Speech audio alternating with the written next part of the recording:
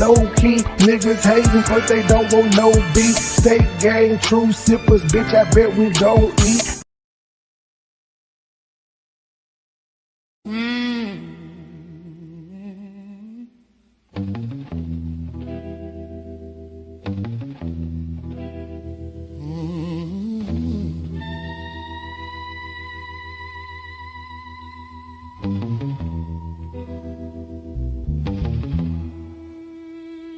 You see me, I eat, sleep, shit, and talk rap.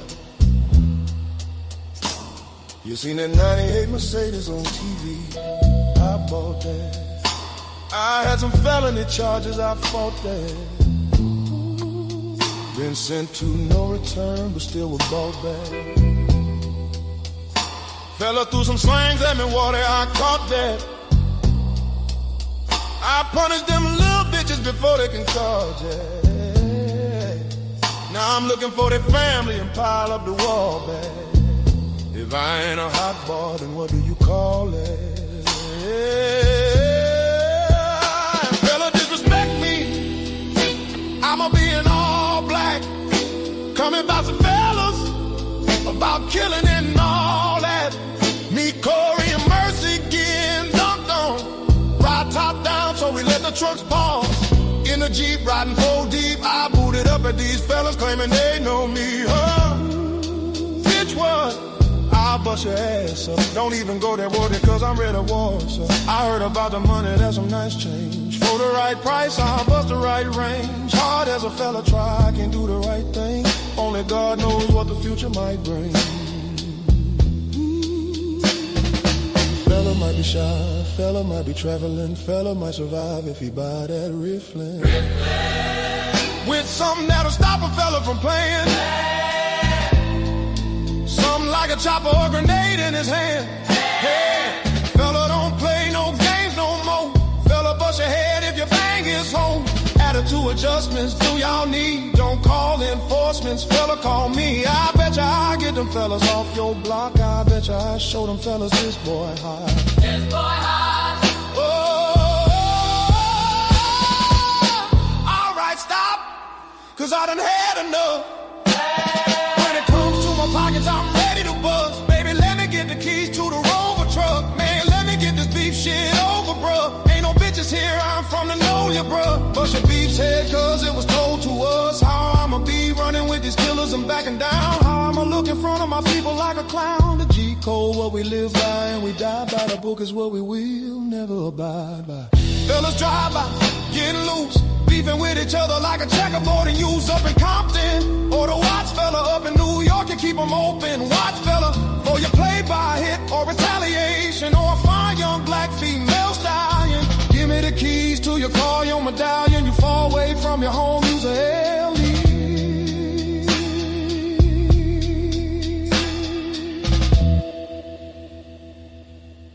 Take a hallelujah. That's about everybody. We miss y'all on the song a lot. Gives me the name about it. This is called Tell Her Never Do.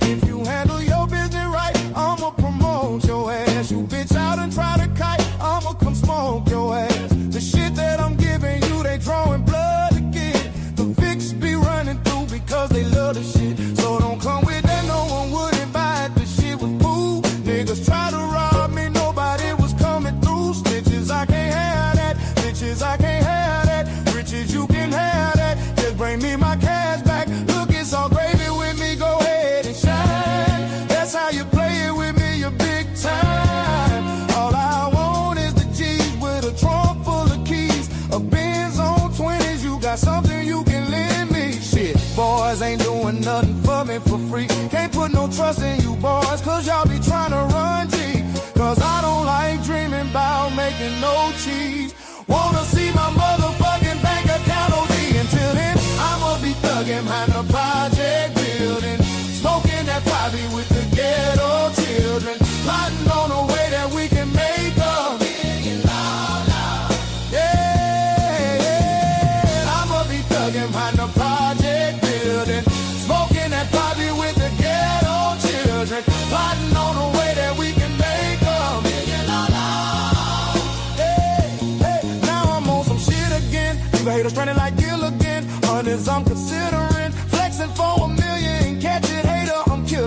they stop, but I ain't feeling on my jacket off appearing them. Some will say it's numerary partners in vociferant. Juvenile is different. Look at what I did to them. Boys wearing Reeboks instead of Nikes and Timberlands. Bitch hitters, I'll be tipping them. My Mac 9, it be flipping them. Some of these haters is trying to run G, so I'll be gifting them. They will do the same to me. Boys ain't no family. Shit is all a game to me, but nobody gon' handle me. 400 degrees, toting guns, running with me. No wonder we need more money one could receive. Player wanna deal with this Christ, I'ma put it open in his life. Never should I fuck with me right, why you keep ducking me shy? I'ma knock your head off. Boy, tryna get to your fuck, tryna play it off. You made the beat, pussy so wise, you scared. If you mind your fucking business, then your life would be spared. I can't see it, pussy try to make me out a bitch, I can't be it. I had this motherfucker crow with hitters like Free Nick. You probably can save yourself, but you can't save your neighbors. When my nine get to spinning around like a baseball player. Put on this potato on the end of my nine. Foolishness I entertain to keep these boys in line. Look, cause I don't like to dream about making no cheese. Cause I don't like to dream about making no cheese.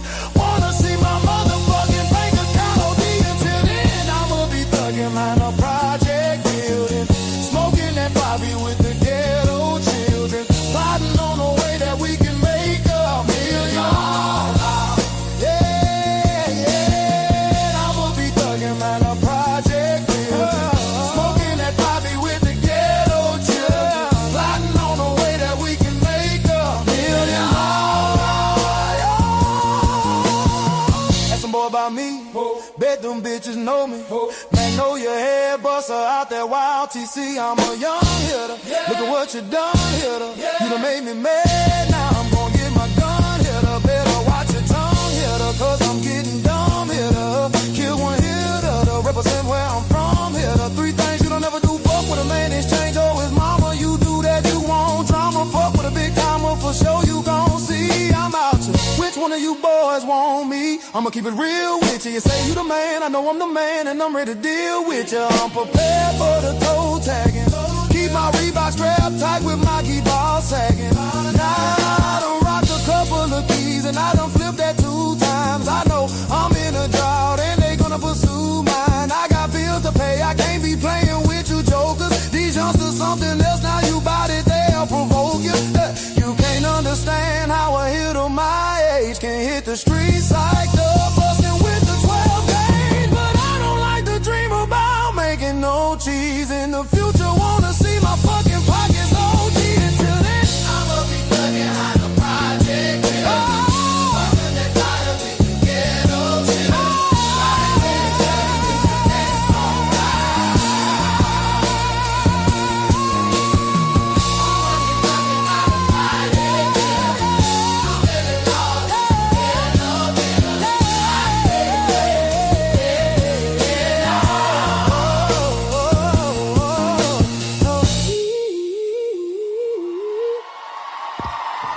Good morning, ladies and gentlemen. Good morning. How y'all doing? We finally have reached we finally done made it to her damn page to see how this all started. Unfortunately, I can't see what the hell she said on Lennon's channel because he took everything she owned, he took down. So that's not available anymore. So we just gotta go down her page and see how it starts now. I do know 6 months ago when she popped on the scene, it was just a whole bunch of trailers for the Umar movie. Like, was it 6 months ago when Umar reached out to her and said, "Give me the movie"? Cause that shit moved pretty quick. If it was 6 months ago, he was like, you was putting out the trailer, then he said, "Give me the movie," then he sued you or tried to sue you for $500,000. That's weird. Lennon said he must have did it on members only, but he said he uploaded a video discussing the situation, and he gonna go live discussing it, I guess, telling how he found out. But if we go to Sister Mary Ann Lorian's page, you see that she went from, she said she was at 5.5, didn't she? She at 4.68 now. 15 hours ago, Sister Mary Ann said, "Family, this has been very has been a very confusing week for us all. Bitch, ain't nobody confused but you. We ain't confused. We know a liar when we see one. But I will come on video on Wednesday. So we gotta wait 2 more days. Thank you to all of my channel members. Well, she knows how to put an S when she types. It's just when she talks, she don't put the S. Okay. Thank you to all my channel members who have been patient and respectful. At this point, I'm politely asking individuals to please stop with the negative comments on the page. Girl, you are bad. It's over with. Did she cut the comments off? That was wearing her ass out. I know she didn't cut the comments. She didn't cut the comments off. Oh my goodness. That was eating her ass up in the comments. She cut them bitches off because everybody was like, we not confused. Cookie Crush chat was on her ass. I got it. I'm gonna put that one on the Cookie Crush chat. Damn, they made the lady cut her comments off. Oh shit, that's what you get for lying though, lady. The internet is undefeated. It's gonna get worse before it get better. All right, so let's go down. We gotta go down to cause her lives, I don't think her lives start after she made the page. We just gotta go there and show y'all what y'all can see with me. When she ate to it, if it ain't Umar related, don't nobody watch this shit. That nobody care about her Don Lemon. It's Umar is driving her page.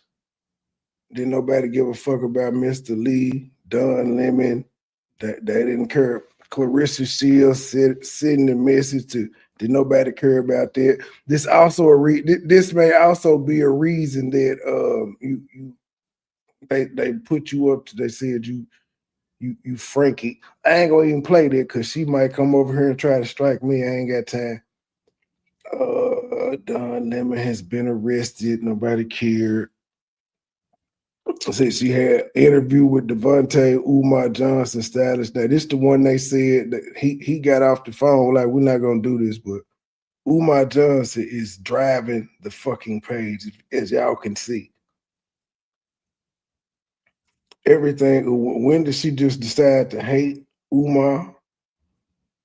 What is this one titled? Giving us clarity on what? What is this one called? Hold on. I'm starting from the beginning, but I'm nosing. My nosing is kicking in. I want to know. Good afternoon, family. This is Mary. Giving us clarity. We don't care about that.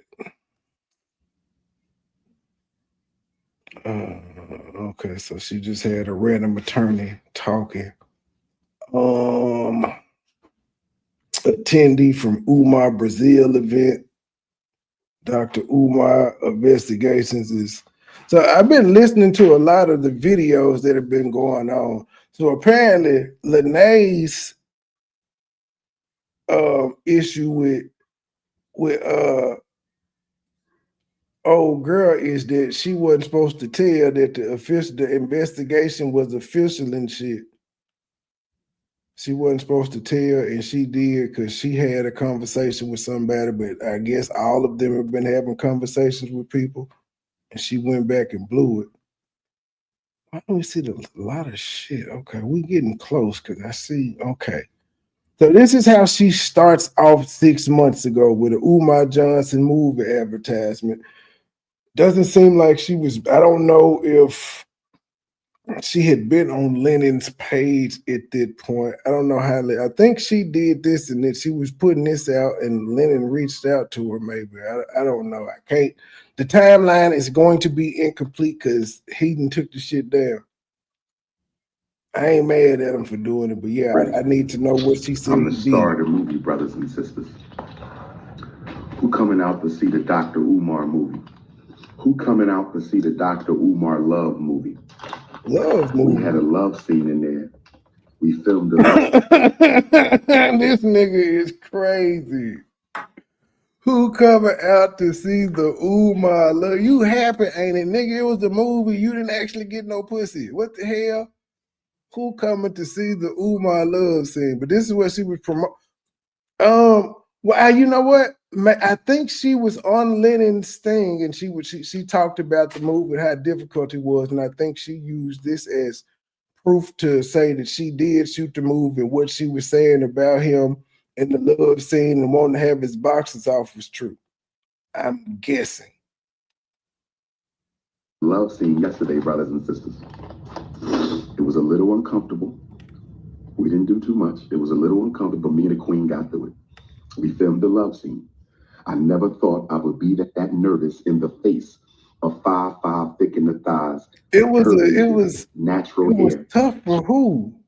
Who was it tough for? Nigga, it was a nigga, we was hunching at 8 and 9. Nigga, that's all you did in the movie was hunch.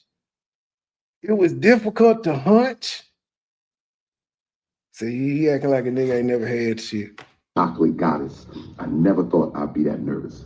But when them cameras came on, and I had to do my fake love making, when the cameras came on, and I had to do my fake love making, when the cameras came on, and I had to do my love making. Shout out to Cleveland. I am in your city filming a brand new movie, my first movie that I've ever acted in my life. Filming my first movie that I've ever acted in my life, right here in Cleveland. This nigga is a clown. The movie should be ready by Kwanzaa. The movie should be ready by Kwanzaa. My Kwanzaa tour this year will be to travel and do a screening. I'm calling it the Black Love movie. I cannot release the name. I'm calling it the Black Love movie. Was this 2025? I'm shooting a film, family. King Kong Consciousness is starring in his first film ever. We're shooting in Cleveland. All day yesterday, all day today, all day tomorrow. Might have to do. It's been fun, but it's a lot of work. So y'all shot this movie in 4 days? And it's been a lot of work. And today, I'm going to meet my side woman, the woman on the side. I can't give you the whole story, Africans. I can't give you the whole story, Africans. I can't give you the whole story, Africans. But you know, alpha male, you meet another queen. You feel me? So today I meet the other queen. Okay? Today I meet the other queen. Okay? This nigga cool. So you know I told you the two queens can't be the same complexion. Right? The wife is a chocolate goddess. In the side piece, she's a butterscotch queen. There will be a snow bunny. He didn't do none of this cast. Story. There will be a snow bunny. I can't give you the whole story. Nah. There will be a snow bunny, but I can't give you other than him being lame, and other than him, he just being lame. What the fuck is what like? I'm still trying to figure out what the fuck he did so bad on the movie. So what? He was excited. He was around two bitches he considered fine. So what? Why? I'm still trying to get to why she came out on him. He lame as hell on this here video, but still, what that being lame is not a crime. Stay focused, Germaniacs. Stay focused, Germaniacs. Stay focused, Germaniacs.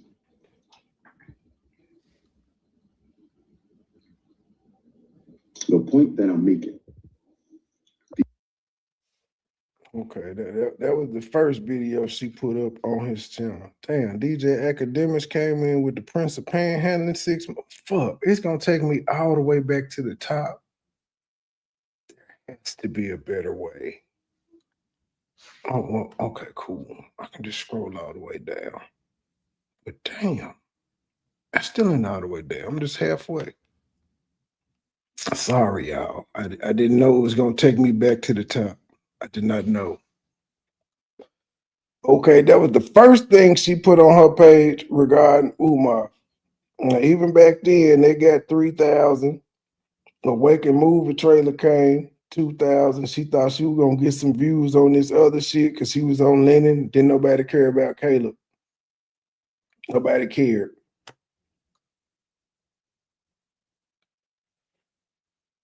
Like, for somebody that was so upset with him, she promoted the fuck out this film. I thought you was mad at the nigga and you ain't want to put it out. And I said she gave this nigga free promo in a time where he had bad. The Doctor Lene of shit was Clinical taking over, and then you showed his acting skills with your slow ass. Psychology and certified school psychologist, activist, lecturer, leader, teacher, professor. The list goes on. Author of Psychoacademic Holocaust, the Special Education and ADHD Wars Against Black Boys. Keep in mind, she made this trailer, y'all. She was proud of this. She was proud of this production. This don't sound like seem like the work of somebody who was difficult on set, and you doing all of this extra shit. The one and only, my brother. Peace and Black Power. We watched the movie. Make no mistake, like Cleveland. Every time we put a child in special education, that school gets paid. Special education is a business. Go down, Moses, way down in Egypt land. Pharaoh. I see your pay after that support.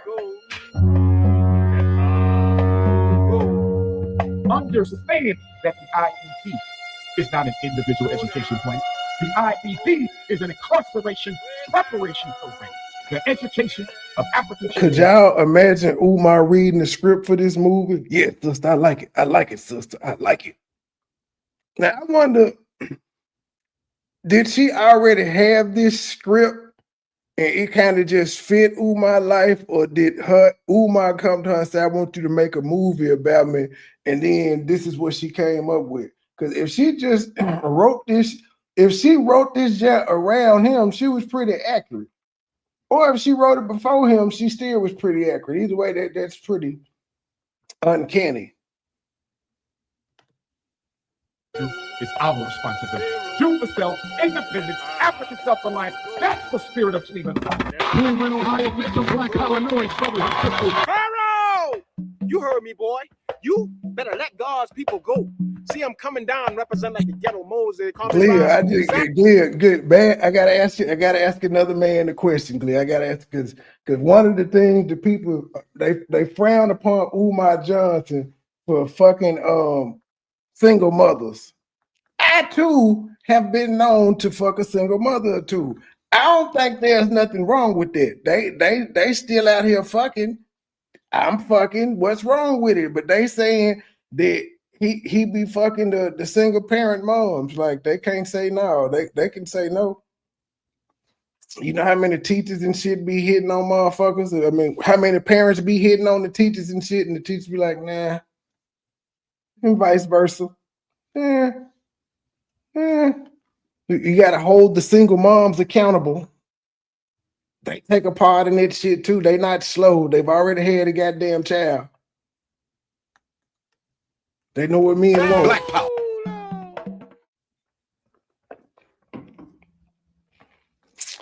Okay, let's see. How the fuck?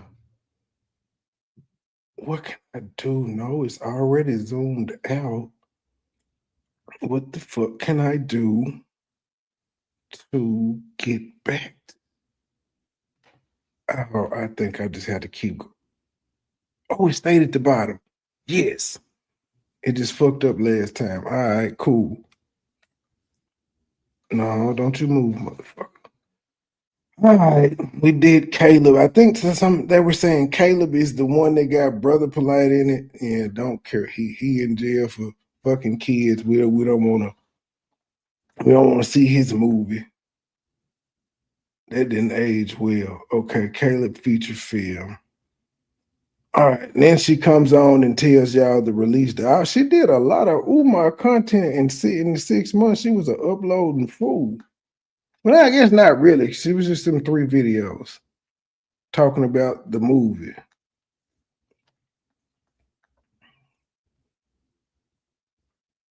She promoting the shit out there. Hello, everyone. I'm Marianne. It's a beautiful summer afternoon in Ohio, so I decided to come to my backyard to make this video to thank each and every one of you who has come to the channel to support me. Thank you from the bottom of my heart. And I want you to know it means the world to me. I also want to send out a shout out to Mr. Honor, who is one of my biggest supporters, my mentor, and he also helped me get my channel.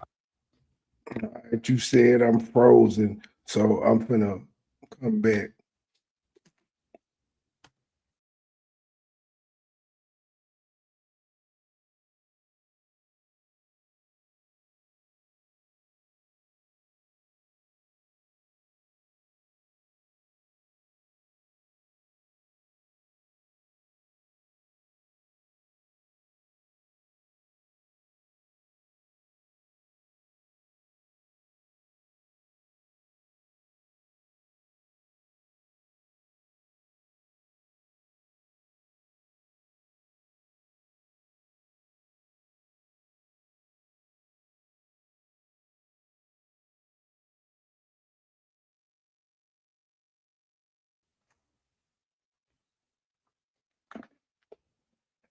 I don't know if that's her backyard or not. I think she said it was her backyard, but she's a liar, so she may have been at the park some goddamn well.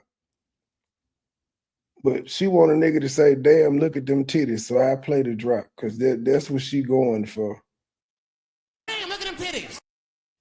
All right, you got one, Mary Ann. That's all you getting. Of my heart, and I want you to know it means the world to me. I also want to send out a shout out to Mr. Honor, who is one of my biggest supporter, my mentor, and he also helped me get my channel up and running.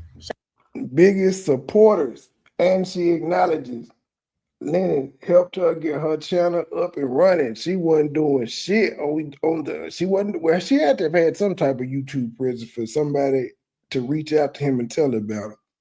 But yeah, he got her monetized, up and running, as she called it.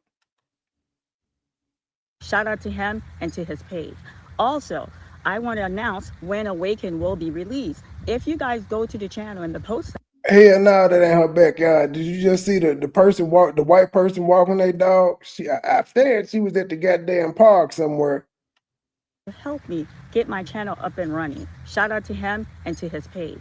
Also, I want to announce when Awaken will be released. If that white person just as happy as hell walking their damn dog. Oh, that's what it was when I hit the. Maybe that's what it is. What it was when I hit go to the channel in the post section. I believe I announced that 2 weeks ago. So Awaken will be released Saturday, August 30th, 2025 at 7 p.m. I know it's anticipation is getting bigger and bigger. It was a labor of love. It's anticipated, but okay. You promoted the hell out of it. That's why I was anticipated. Nobody knew. When Umar was talking about it, we didn't know where to go. Heartache to make this film, but we got it done. We had a beautiful cast, wonderful crew member, and I hope the film meets everybody. So you had one crew member, because that's what you crew member means one. You said you had a wonderful crew member, so you just had one crew member, or was there multiple people? I just need to know. Expectation. How y'all let this little retarded lady all of my slide film in? had a premiere. Premiere, which consists of the first showing of the film. We all come out in our best.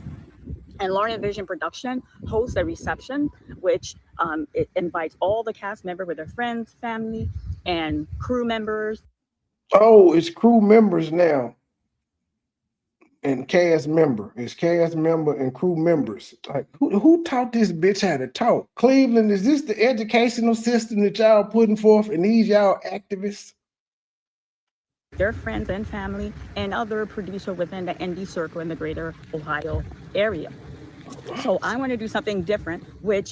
No wonder the Browns suck. These the bitches they gotta choose from the fuck. I would suck too. I would go home every weekend. I've never done before. I want to have an online premiere. So you guys are wondering, well, how does that gonna play out? What I want you all to do is participate in this online premiere. I want you all to take a picture the day of the release of the film, video with snack at hand, beverage at hand. It could be with your friends, your family, yourself, and share it with me. Inbox, Facebook, Mary Ann Lorient, Lorient. And when I receive all the videos and pictures, I'm going to submit it to my editor, and we're going to make the online premiere, and then I'll release that video the day after the premiere has gone live on my channel. Once more, I want to say thank you from the bottom of my heart for all of you who have supported this channel. And I have some of you from Guyana, I have some of you from Haiti, and I counted 62 of you from Paris, France.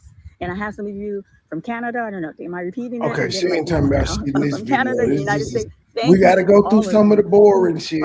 We got to go through. She does not sound like a bitch that's traumatized. She sounds like a bitch that's looking for fame in this particular moment, talking about this damn movie. Moving on. It's my mission to figure out what the fuck she said. That was son of a bitch. So I can't go to the full screen. If I go to the full screen and then come out and go back, it takes me back to the top. Okay. Learning the nuances of fucking YouTube. At least we ain't gotta, well, y'all still gotta watch the commercial. We ain't gotta watch no commercials in the broadcast. Well, I don't. That's a plus. Y'all don't have to get 2 commercials. Okay, damn, I went down too far. Some bitch.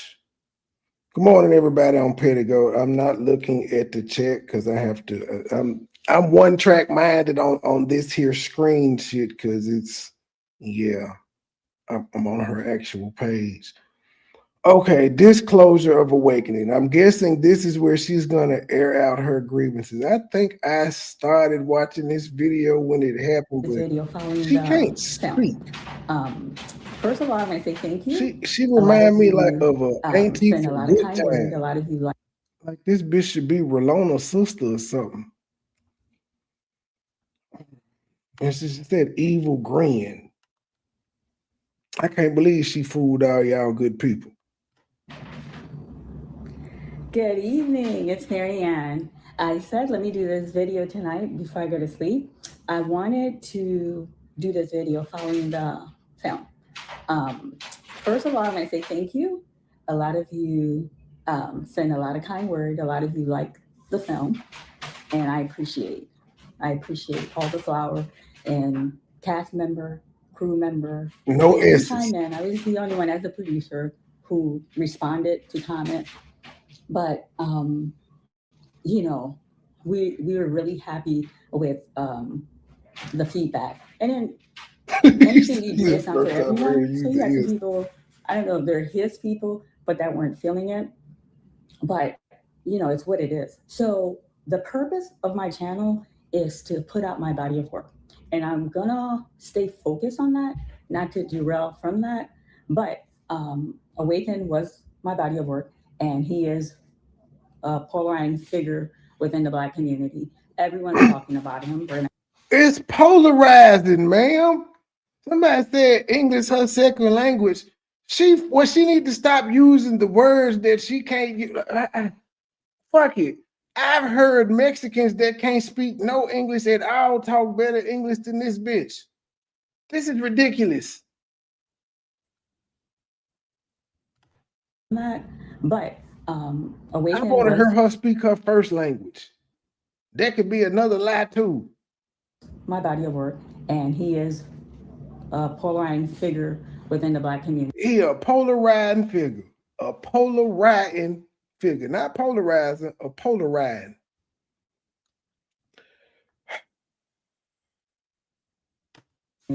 Everyone's talking about him. We're gonna keep it real.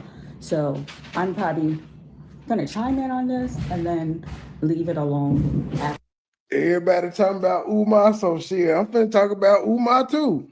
So maybe this is the video when she starts telling us how. Well, no, she had already been on Leonard's channel as we seen from the other video.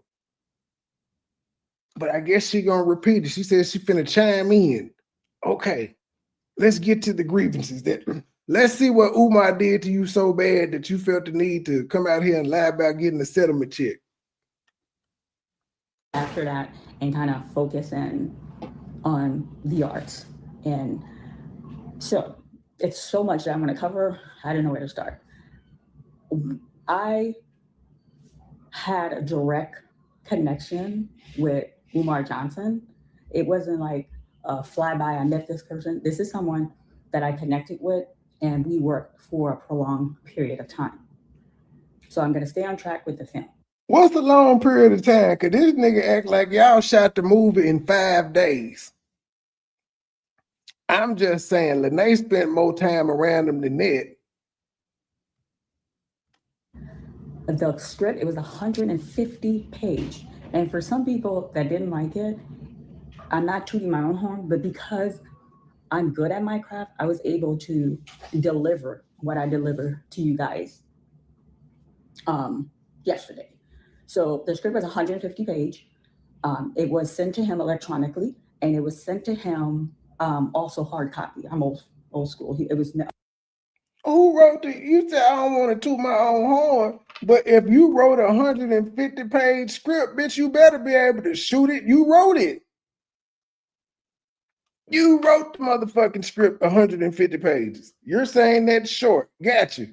Well, why wouldn't you be able to shoot the short film and you wrote a script for a short film? Boy. A hard copy was mailed to him. I wish I had paid more attention to this wench back then, but with her initial complaints, I was like, I don't understand what the big deal is. I watched the movie. I liked the movie.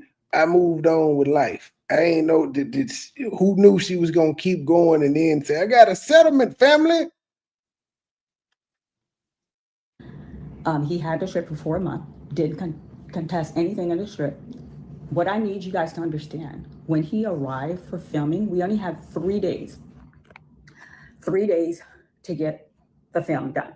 So y'all shot the film in 3 days, but you said you got a real relationship with Umar Johnson. You've been around him, but you was around him for 3 days. 1, 2, 3. That's not a long time, ma'am.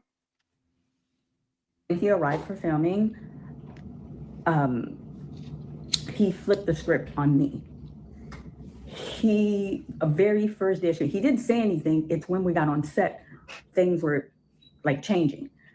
The very first scene, we're gonna get, so in a movie, the way it works, if you have different scene in one location, so you knock that off, and then, so we're not filming in order. So the very first scene was his home. Now, as the producer, because I'm an MD producer, there's a lot of work that goes on before we actually start filming. Every location had to be accounted for. Every location I had to get permission to use. So when we arrived to film his home, he threw a tantrum like a child. He was like, no, I'm an educator. I'm a polar in the community. I'm your next. I'm a pillar in the community, not a polar. Okay, so we're getting down to what Umar did. Umar changed the script. Umar has some disagreements with the script. She said it took him over a month to respond when he showed up for shooting. He didn't say nothing. He got to the set, and then he was like, no, we need a different location. He being difficult. What is so bad about? Okay, that's the first complaint. I don't know what's so bad about that.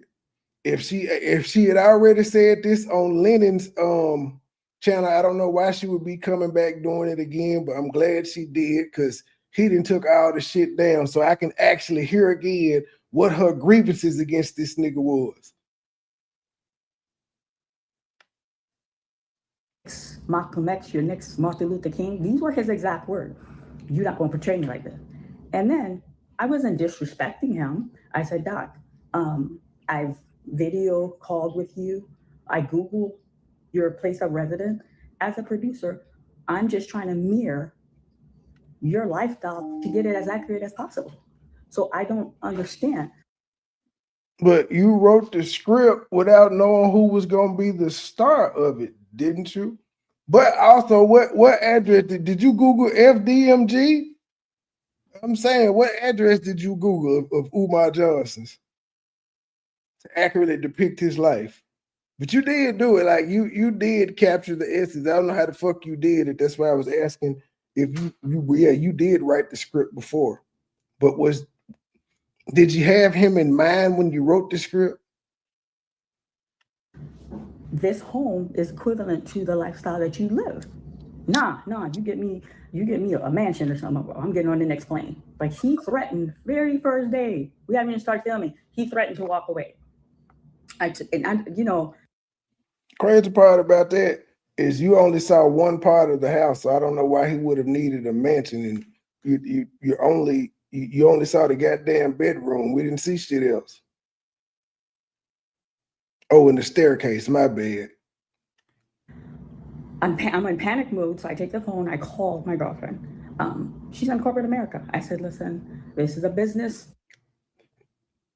So Umar says, I want a better set for what's supposed to be represented as my house.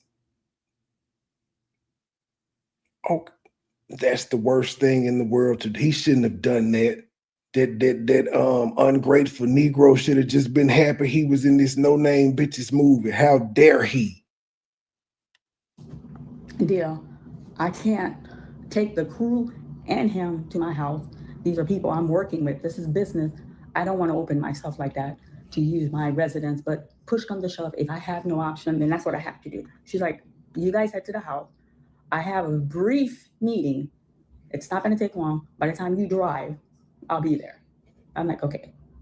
And then the person who's going to let us use her place for his home, she is part of the conscious community. Big Umar supporter. Send money for FDMG. But he felt that home was too humble. He didn't want it. So we packed up our equipment. It's a lot of work. So I'm texting. You ain't never dealt, so you've never shot with a celebrity before. These is like these are normal motherfucking changes that somebody that views themselves as a celebrity would ask. I'm trying to figure out where the sexual harassment and calling women bitches and ready to fight hoes and shit at. Where is that? Where the booty grabbing and shit at? Where is it? I don't give a fuck about this shit. The leading lady, she hadn't arrived at the original location. I'm like, change of plan. We're meeting so and so. And one of the, as a producer, I get there on time. So I got to get there. Something's going wrong. So I was there on time with him, with another cinematographer. So those who hadn't arrived yet, they weren't late, but they haven't arrived yet. So I'm texting, change of vendor. We're going somewhere else. And then when he got to my girlfriend's house, he was pleased. He's like, yeah, this is more like it. I roll with it. And then he wanted to do a walkthrough. And I have strong women within my circle, respectful. Why is it a complaint that he wanted to do a walkthrough? Why is that a complaint? You could have just said no. Like these are things that you apparently you want to shoot the movie because he said get a new location or I'm out. Well, nigga, bye. Catch your motherfucking plane in. You put up with his fuck shit, and this ain't even fuck shit, because you wanted to say that you produced a Umar Johnson film because you in the conscious community. He's a, as you call it, polarizing figure. But strong. So she was clear with them, like, no, you're not going to walk through. I gave her a designated area where to film. And then she has like a beautiful home office. He wanted, oh, this is a nice office. I make video all the time. We need to capture a video. I said, Doc, we're going to be respectful. We're going to use the space that she gave us. I'm not going to, hey, that's your friend. That's your friend. I said, I understand she's my friend, but we're going to be respectful. So that, and I'm saying this, is like I said, after this video, I'm not going to continue to speak on it, but it's to give clarity to those that had some negative.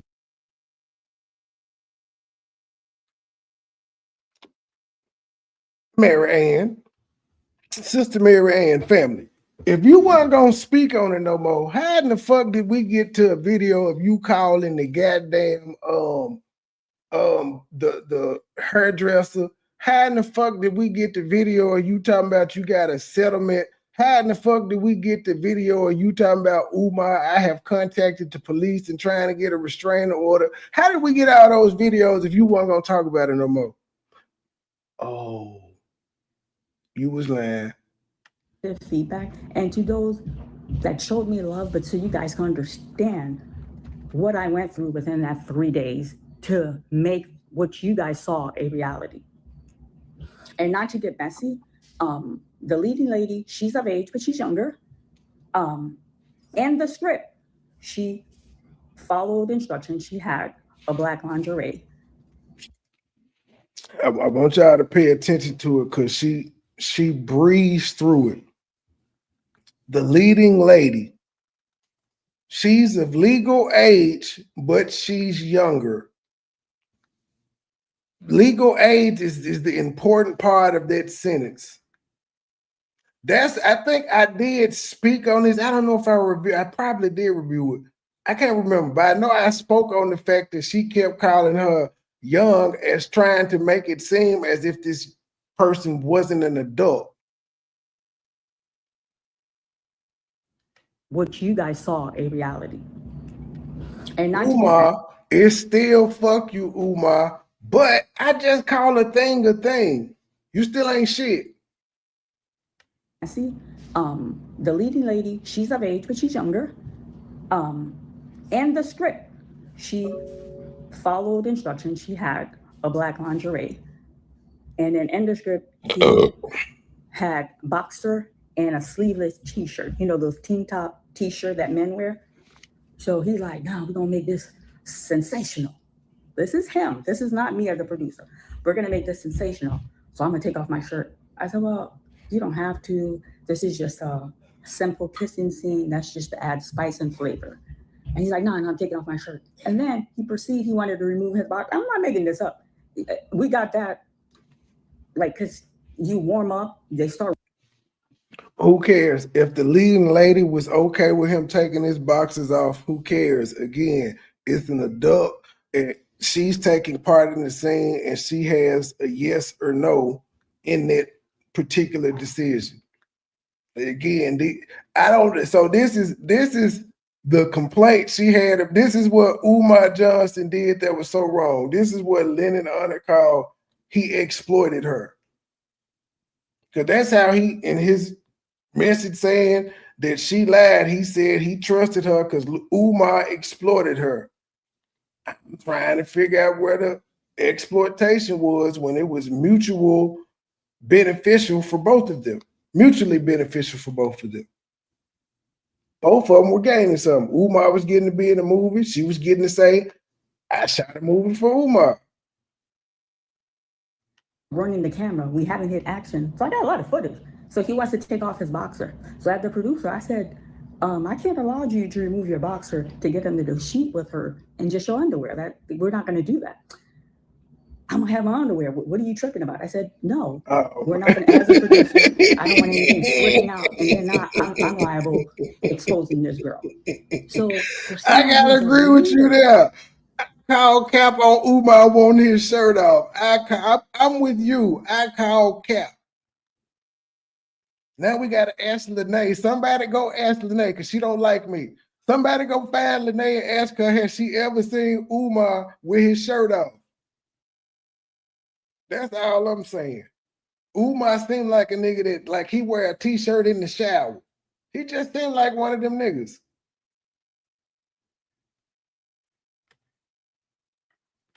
Someone who's gonna sculpt your young mind. I literally had to have this discussion with him for nearly 3 to 4 minutes. Like him and I going back and forth. And then when the cinematographer was standing there, he even chimed in with, Queen. I said, no. I'll allow the shirt, but you're not removing your boxer. That's one thing.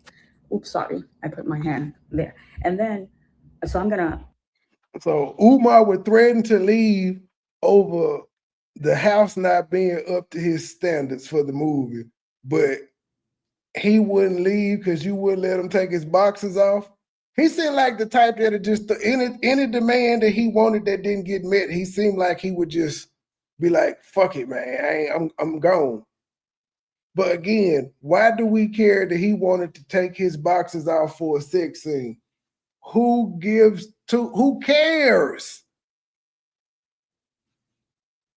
Not what did he do to you? But I'm gonna just chime on where I saw a lot of the comment. Someone's like, well, why is she portraying the mother like that? Well, I'm gonna tell you why I portrayed the mother like that.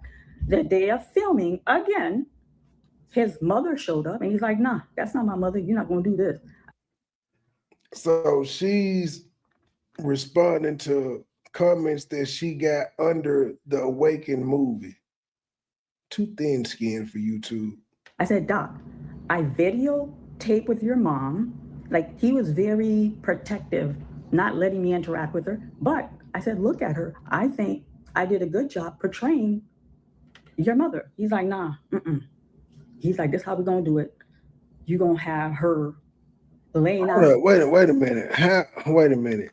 Is this the sick bound mother that can't get out of bed and stuff? How did you interact with her? Did you go to Philly? He brought her to Cleveland? I need clarity on that because I heard that she was sick in the bed and she don't get outside and she ain't been outside in days. That's weeks, months, years. That's what I heard. He was very protective, not letting me interact with her. But I said, look at her. I think it's very, I'll allow the shirt, but you're not removing your boxer. That's one thing. Oops, sorry. I put my hand there. And then, so I'm going to not just break the whole movie, but I'm gonna just chime on where I saw a lot of the comment. Someone's like, well, why is she portraying the mother like that? Well, I'm gonna tell you why I portrayed the mother like that. The day of filming, again, his mother showed up and he's like, nah, that's not my mother. You're not gonna do this. I said, Doc, I videotape with your mom. Like, he was very protective. He videotaped with her mom. Okay, gotcha. Just had to make sure she videotaped with her mom. Not letting me interact with her. But I said, So look when at she her. mean I think FaceTime. I did a good job portraying your mother. He's like, nah, He's like, this is how we're gonna do it. You're gonna have her laying out a meal. And he gave me the menu. He's like, I want fried chicken, corn, candy yam, it's like a Thanksgiving menu.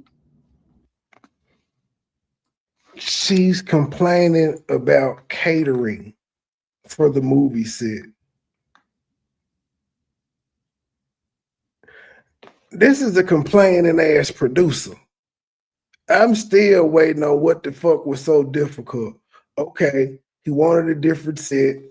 He wanted to take his boxes off. Y'all argued about that. He didn't take his boxes off. You won that. You lost the set battle. You won the boxes battle. Now he says he wants some certain food for the meal that he's having. And that's the complaint. Yeah, boy, he was so bad to you. To be honest with you, he's going on. And he's like, I want you to do that. And the phone's going to ring. That's going to be me calling. And then I'm going to tell him, Mom, turn on the TV. I said, we have a script. I have people that I already paid. And he's like, I'm telling you, you're not going to portray my mother like that. But yeah, man, scripts do be changing. It's called improv. And you improv some shit. So again, this is normal shit. No producer in Hollywood would be upset that the actor wants to improv a scene. This is standard business practices. You know how much shit get thrown out of a script? Oh, how did y'all get this bitch a voice? So again, as a producer, I'm going to get this film. I'm determined to get this film done. I said, fine. We'll prop your mother. So actually the girl who played his mother was actually the caretaker. So I'm like, all right, we're going to put glasses on. You're going to put the shawl, the real mother, the one that was supposed to be mom. You're going to be the mother now. And then you have to understand, I didn't pay them a lot of money, but everybody got their little change who's participating in this film.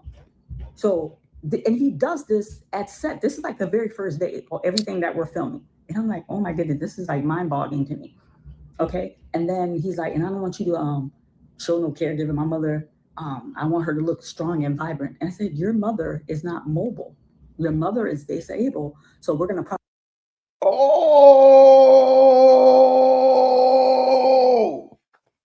Umar, did you video chat this woman with your mama immobile in the bed?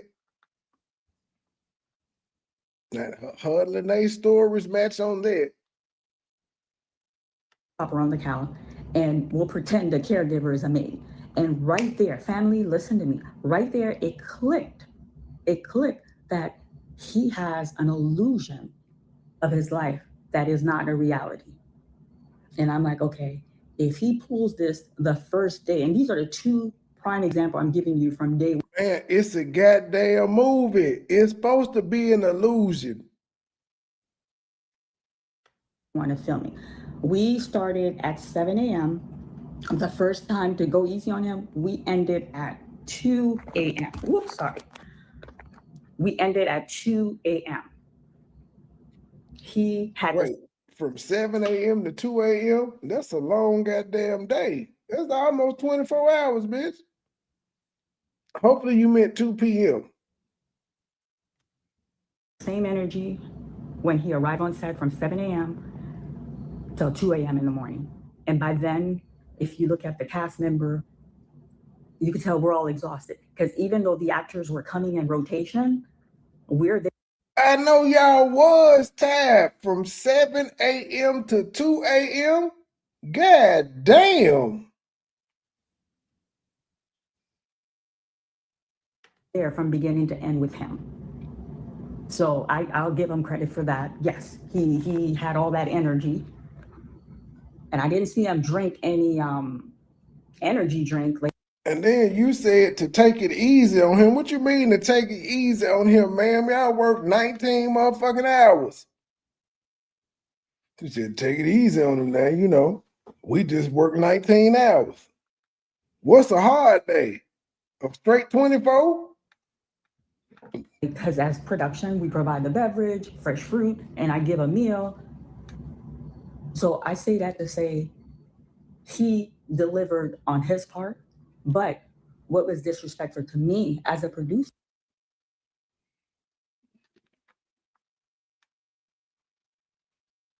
He delivered on his part. How was she exploited? Sir, you had a script for 4 months. People who were part of the film with you learned their line. They put a lot of time and effort, and then you show up on scene and you're changing, and I have to accommodate you. Shit happens. That's the movie business, man. Seriously. These were her arguments against Umar, and y'all gave this bitch a voice. You had the script for 4 months, and then we changed some shit. Welcome to show business. That's why movies be going over production all the time, because motherfuckers be wanting to change shit. Sometimes it's the director, sometimes it's the producer, sometimes it's the writer, sometimes it's the actor. It was disrespectful to me that you wanted to change some shit. All y'all who paraded this woman and championed this woman, y'all got to take the L, because these are some bullshit arguments. And y'all put this bitch on a pedestal and gave her fame and money because the nigga wanted to change some. He changed some shit in the script. He wanted to do a scene with his boxers off that he didn't do. And he put a bitch out the hotel room that probably wouldn't give him no pussy. This is how she got fame and money off this shit. No, y'all gotta take the L. All because the motherfucker said she got exploited. So for his mother, I said, we don't have the time or the energy to lay out a whole Thanksgiving meal. We'll prep her. Again, I had to get another house. We didn't film. And Umar, it's still fuck you, but this is bullshit. At the apartment where we had his mother. Okay? I had to get someone else's home. We prepped the mother, and I said, you know what? In your sitting room, you got that nice lavender chair. We're gonna sit the mother there. I'm like, I didn't want to get a shot of her walking because I'm like, okay, that's gonna be too distorted because a lot of people know the mom is bedridden. And then he didn't want me to highlight the caregiver. So I'm like, we're not gonna zoom in on her, but Listen we're gonna to these act like she's the arguments, maid. She's y'all. bringing her Listen to these arguments. This is how he disrespected her. At the thing. And then someone else, oh, she put in that clip. I'm not gonna say it, and I'm new to you on YouTube, but you saw the movie. First of all, I could not use that. He had written permission, which he submitted to me. We have in writing where we can use that. Everybody was on board with that. And the reason he wasn't at the premiere is because him and I at the end, Dr. Umar and I at the end fell out. So professionally, that's his connect. You know, he was y'all fell out at the end. I thought you said there were no problems at the end of shooting. Just to give those who are the chiming in to give you the background. So I said, okay. Hopefully she expounds on them falling out. Good morning, Scorpio mama. Hopefully he expounds on them falling out. I mean, because she said the other day several times she ain't had no issues with Umar. They was cool at the end of the shooting of the movie. So did you tell him this after y'all wrapped up shooting, or you didn't tell him anything? You went to the internet to air your grievances? Because you don't seem like you had this conversation with him. I know tomorrow I'm gonna have some issue with him. I have to make this work. So now, as the producer, I'm on high alert because I'm like, oh my goodness, now we're shooting where we're alternating the script because this man wants to portray himself in this grand way that he's not. And then for the Man, wife, you was I have to agree with Lene. I think you was trying to ride her wave. I think you was trying to ride Lene wave on this one. Her story was at least more, again, I can listen to her more because she actually fucked the nigga. She was around him more than 3 days and she fucked him. That's the closeness that you didn't have, despite how close you want to try to make it seem like your relationship. You wasn't that goddamn close. I got a courtroom. You guys could go to anyone who in your city who does independent film. Even Hollywood has to jump over loop when they have to get a courtroom. A United States courtroom, you can't just walk in there and lie to you. Ma'am, it's called a motherfucking set. All these places, they have sets that look like the courtroom and they just get a fake emblem and it's called. This bitch really think they be going in the courtroom and actually filming in the courtroom. She's a film producer and she actually thinks that every time there's a court scene, they actually go to a courtroom and film. Ma'am, they got backlots in California on movie sets that look like Harlem, man. What the fuck is wrong with you? They don't actually go to Harlem to film. They got sets that look like it. They don't have to. You ain't know nobody with a court set. Again, she complaining about shit. This is shit that producers have to go through anyway. Why is she complaining about that? And was there a courtroom scene in this damn movie? I went through great length to secure that courtroom. So he tells me, nah. You're not going to show my baby mother taking me for child support. Are you crazy? I'm about to open the school. I said, Doc, you had the script. And this is research I did on my own. They did sue you for child support. So the movie is supposed to be mirroring your life. So it's not something that's fiction or not. What you going to do, we're going to change it. You're going to do the case that I beat. And then we roll. What's wrong? Okay, you're making a big deal about securing the courtroom. The script says we're gonna show you in court getting taken to child support court, and he was like, "Nah, we gonna show the lawsuit that I won against the state. The courtroom is still in motherfucking use. What is the complaint? All the actors are able to come up with a few new lines, man. This is some bullshit. How many minutes am I into this motherfucker? This is 16 minutes in, and this was her coming out party. This is her coming out Umar Johnson gripes. This him. He didn't want to be in child support court. He wanted to be in federal court where he won a lawsuit against the school district. That's man, I went through loops and bounds. I went off. I had to go through all of this to secure this courtroom. Y'all are still in court. It's just the case different. The case is different. What's the motherfucking see, Lemonhead Lennon? This is bullshit, Lennon. Your hatred for this man, let this be a reason that you said she was exploited? Come on, man. And then if you listen to the bitch, she's saying he did his part in the movie. He was there. He was there.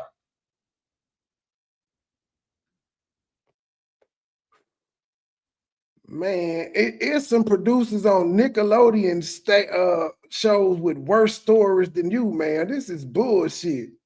Motherfuckers be requesting green M&Ms and shit, and somebody got to pick that shit out. You talking about this nigga wanted soul food, and that was a problem. You didn't have to cook it, motherfucker. Buy some food from a soul food restaurant. And y'all wasn't going, that's what you feed to the crew, because he wasn't going to eat all that shit for that little ass scene. With that, so we're like Googling, because I didn't really have knowledge about, they were suing him. They took him to court. Because they're accusing him of posing as a fake educator, questioning his credential. He did. You were there. Why'd you have to Google it? You could have asked this nigga, hey, what case are you talking about? You could have asked him. It sounds like she wanted to highlight him losing in court and he wasn't having it. Yeah, she wanted to make him look poor in the house too. And he was like, hell no, I need a better house. This is standard movie star shit. This thing, I changed the script. So what? It happens. Beat that. So I'm like, okay. So This how she I was know my able to craft. get I'm him like, with the okay, fake I got check. this courtroom. We're going to use this courtroom. That adds to production. And then when the lawyer is to walk in, no, I'm a Pan-African. You're not going to have no white lawyer. I need a black lawyer. So I'm like, oh my sweet Jesus. It's like, there's no winning with him. So you did all your research on Umar, and you didn't think that he would want a black lawyer representing him, even though he's known to use the white man as his attorneys and shit of that nature, and his school and his brokers for acquiring them schools and shit, white men. But you didn't think he would want a black man as a lawyer. So that's an unreasonable request too. A nigga that is a Pan-Africanism in the conscious community wants a brother playing the lawyer instead of a white man.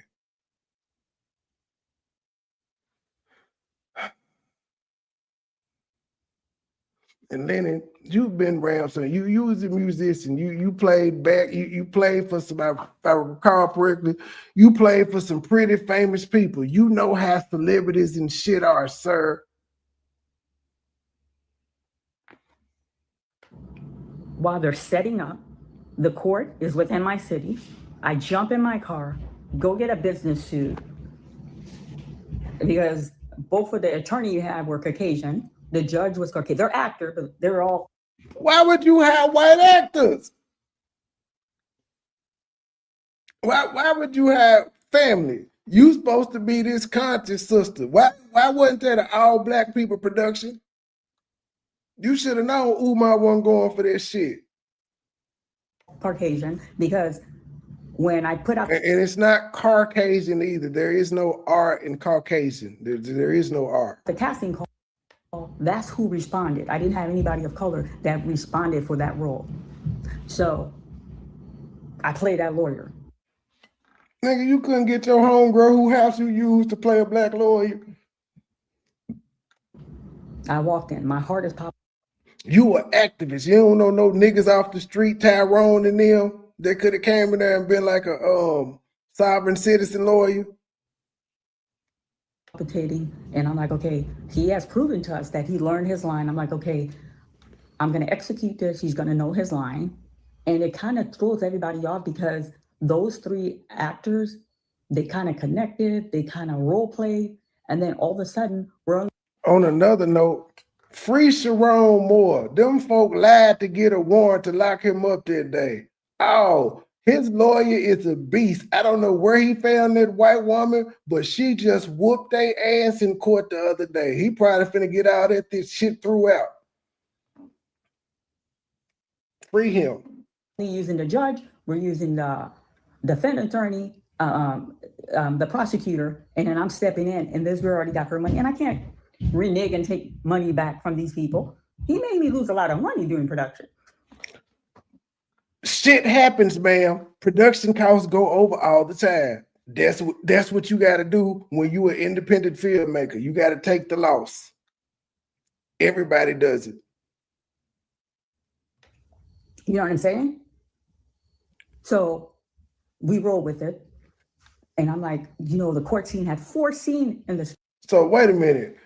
This is the shit that Umar put her through, that he's supposed to gave her $6,000 to $8,000 in therapy for. Ladies and gentlemen, am I hearing this shit correctly?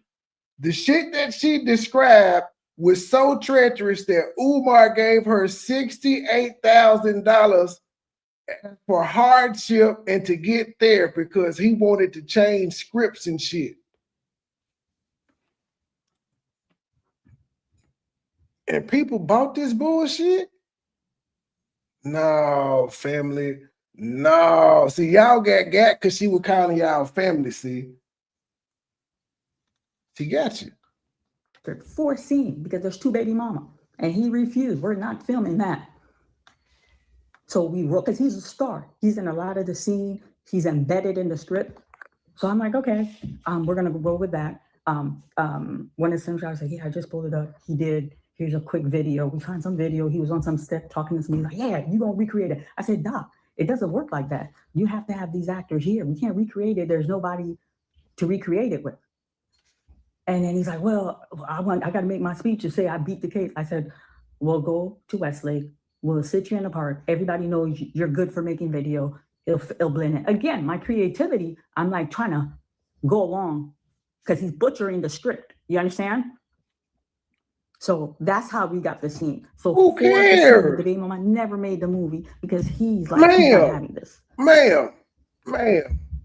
From what I've heard, he didn't butcher the script. There were minor changes to the script. There were minor changes. He didn't change shit. He reordered it. Y'all still was in the courtroom. It's a minor change from child support court to federal court. Minor change. Minor change between the actors playing the mama. You put the glasses and the shawl on another actor. What the fuck? The majorest thing that you said is y'all had to change locations for his house. I give you credit for that because if you already had lights and shit set up, you had to do that. That was a pain in the ass. But everything else is shit that's gone on the fly. What are we doing here? I'm not lying to you. Within the 3 days, that was the problem we had with shooting. And 3 days. You was around this nigga for 3 days shooting. 3. Then we had another problem. At the beginning of the scene, we opened the scene with him, and he told me he has this hater that makes a living off making videos about him, that this man. That's how she found out about Lenny. Yeah, if this part is true, Umar, you be creating your own shit too. You sent her to Lennon to get the platform. She wanted goddamn fame. Support himself and his family. I don't know what you did to piss her off in between, but this shit that she described is every fucking producer goes through this. Every last one of them. He is his biggest hater. He despises him. I need to put him in the movie. He's like, make him bald, make him young and clowny, because he's a clownish N. He used the N-word. So I'm like, okay. And then I'm like, well, what's his name? So I could get, this is part of the film, so I could get this character packed down. No, I'm telling you, I'm giving it to you. Make him young, clownish, and that's how you're going to do it. Now, and then after this, I don't want to bore you guys. The day of filming The Hater, he didn't want it like that because that scene in is Lennon young? The script, he's with a group of friends, and then they're videotaping him. You know, I'm trying to add creativity to the scene, and he's like, nah, you're giving them too much clout. You make it amateur, make it blurry. I said, we're opening the film. The plot hasn't been developed yet. We do something like that's probably gonna throw the viewer off. No, that's how you gotta do it. Now, everything's like full circle. So this hater is supposed to be honor. I didn't know the man at the time. Didn't know jack about him. I met Honor, 2 years? So we portrayed him in the movie, and then, Lord and behold, I become connected with this man without even knowing him. And so Lennon said one of his people told her about it. I don't know which video she was told about, but she definitely had already been on his show once or twice when she did this video. And then for the girls, I pleaded with him before the film. I said, can I meet the girls just so I could get an accurate portrayal of both of the daughters? Now, one's bright and one's chocolate. I got a chocolate baby and a bright one. The bright one is a fire. Can you meet his daughters? Bitch, you doing too much. When was this casted? When was it casted for his daughters to be in the movie and all of that shit? What it do, sir? Hey, what's up, man?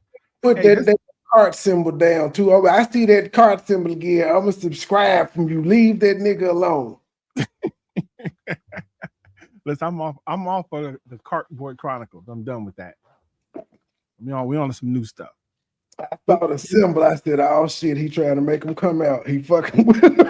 He fucking with him.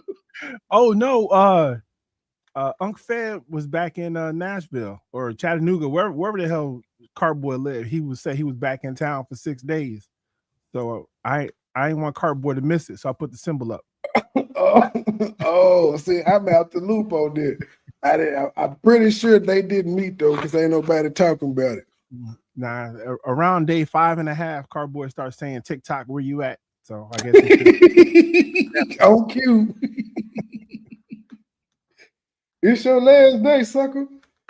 Hey man, what do you think about these complaints that Mary Ann has? Hey, I got a complaint for Lennon, and I like Lennon, but there's no way that he watched this video and said this is a normal, sane person. This lady's nuts. And every time I hear her speak, I'm like, she sounds crazier and crazier every single time. So this video is after she had already been on his show once or twice. But if I'm not mistaken. But every time she speaks, she sounds crazy. So he didn't talk to her. He just let her on the show, let her do what she do. You know, these folk in the new era text. You probably didn't have. I don't know if he had a phone conversation with her or not.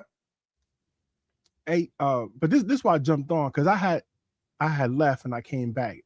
Did she know Umar or speak to Umar before she decided to make a biographical movie about Umar?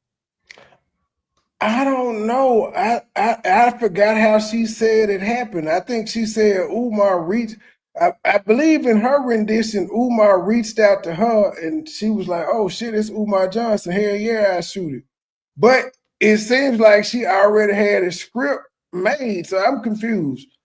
And her introduction to him may be on Lennon's channel, but he took it down, which I don't blame him. But yeah, we can't get to the bottom of how she met Umar. Does somebody remember in the chat how she met Umar or how they linked up for this movie in the first place? I'm gonna use my imagination. Umar did a speech, and she's from Cleveland, right? He did a speech in Cleveland. She's in the speech. She introduced herself as Mary Ann, a movie maker. He says, "Oh, you should make a movie about me." And she was like, "Yeah, that's what I should do." And then she went and wrote a script, made a whole movie, hired the staff, and then flew his ass out. And he was like, "What's this bullshit?" I'm the Prince of Pan-Africanism. And the Prince of Pan-Africanism stays in the mansion.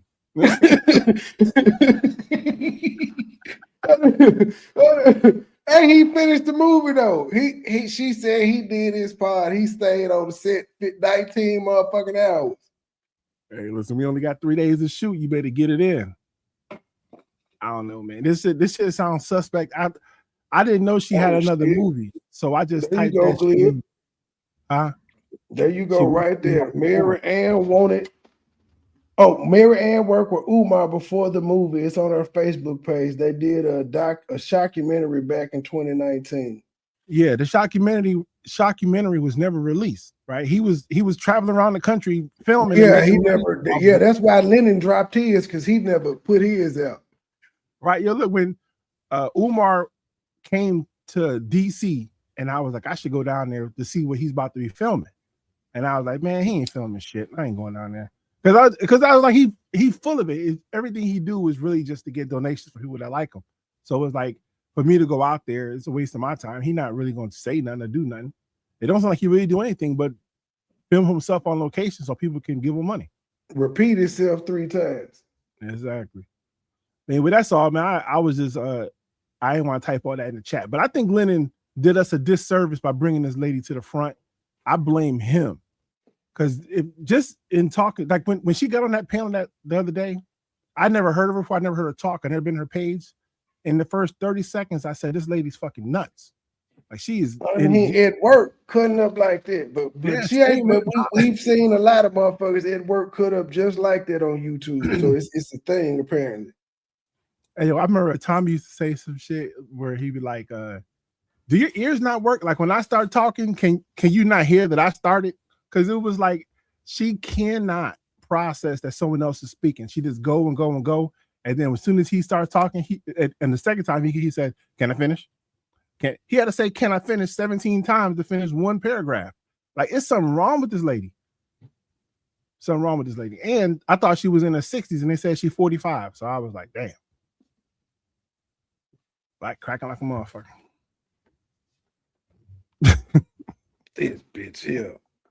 Yeah, but yeah, Lennon got to take the. I think it's not an air he can't come back from. It's just damn. All this could have been avoided. The whole check thing could have been avoided if motherfuckers had seen she had restraining orders against her back then, and then just listening to this. This man didn't do nothing wrong to her. Maybe I got to get to the point where he sued her. Even though there is no record of it, they saying, I heard somebody say, well, they set it out of court. But that's for the new thing. On the old one, it's supposed to be some paperwork where he sued her for $500,000. Just like we could go find the cast that sued did it for $30 million. Then we could go type that in.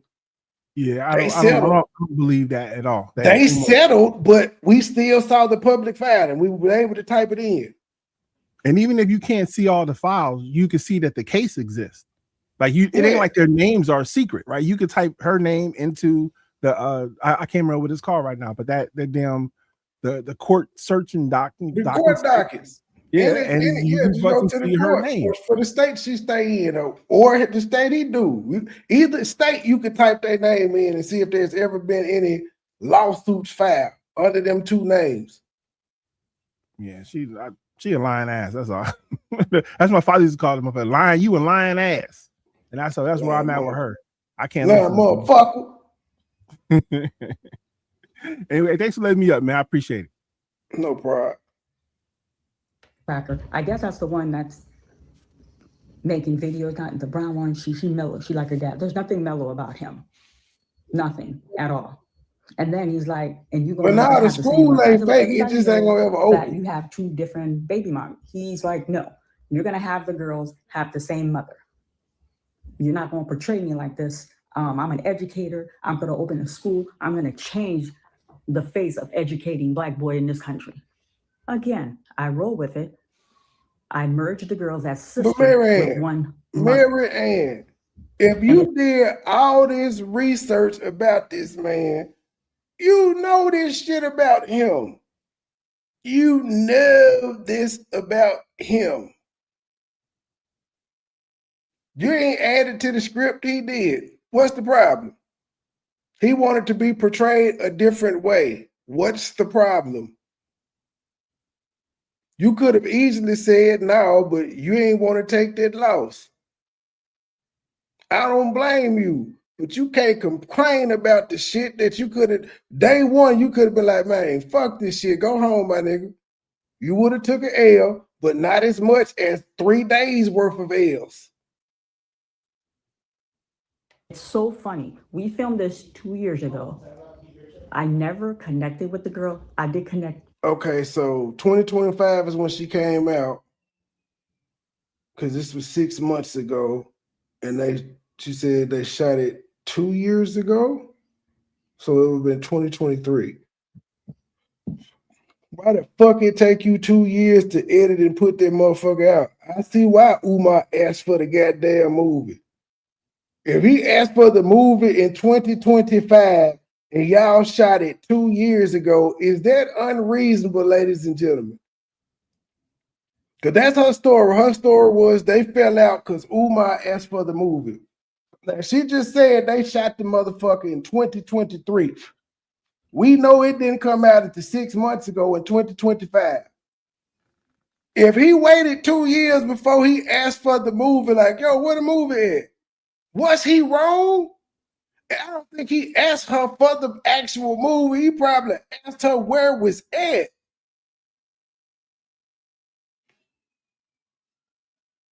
Damn. 2 years. With one of the mother, and I'm not gonna get messy. And I was informed. Like, he's not there for birthdays, he's not there for anything special in their life. So because I never reconnected with the girl, but I got that information from a reliable source. What does that have to do with anything? It's a movie. Movies embellish shit all the time and make up shit, including autobiographies.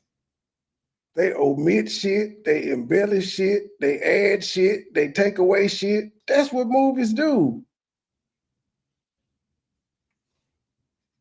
This is where the slander campaign come in. I heard he was an ain't shit dad. I'm just saying, why you can't be an ain't shit dad in this video? And everything I'm telling y'all, I can back it up. He can't even make a video to debunk anything that I'm saying right now. So that scene is to show that one of the daughter got accepted in the School of Juilliard, a dance school, and he was supposed to be there. But because of his court, life happened, he was unable to make it, and it pissed his baby mama. That was the scene that you guys saw. And then he talked. What she say, baby Candy? I probably had a high probably kicked in. I missed it. What she say? What she say? Fill me in. Or tell me how far I need to skip it back.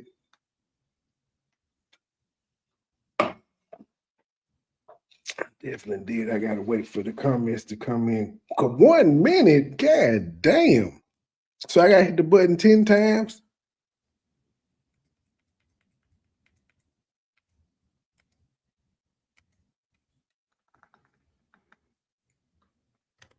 Again, I roll with it. I merged the girls as sister with one mother. And it's so funny. We filmed. I merged the girls, so instead of him having 2 baby mamas, we made the scene where he had 1 baby mama. Is that what you talking about, Candy? Boy, he was so unreasonable.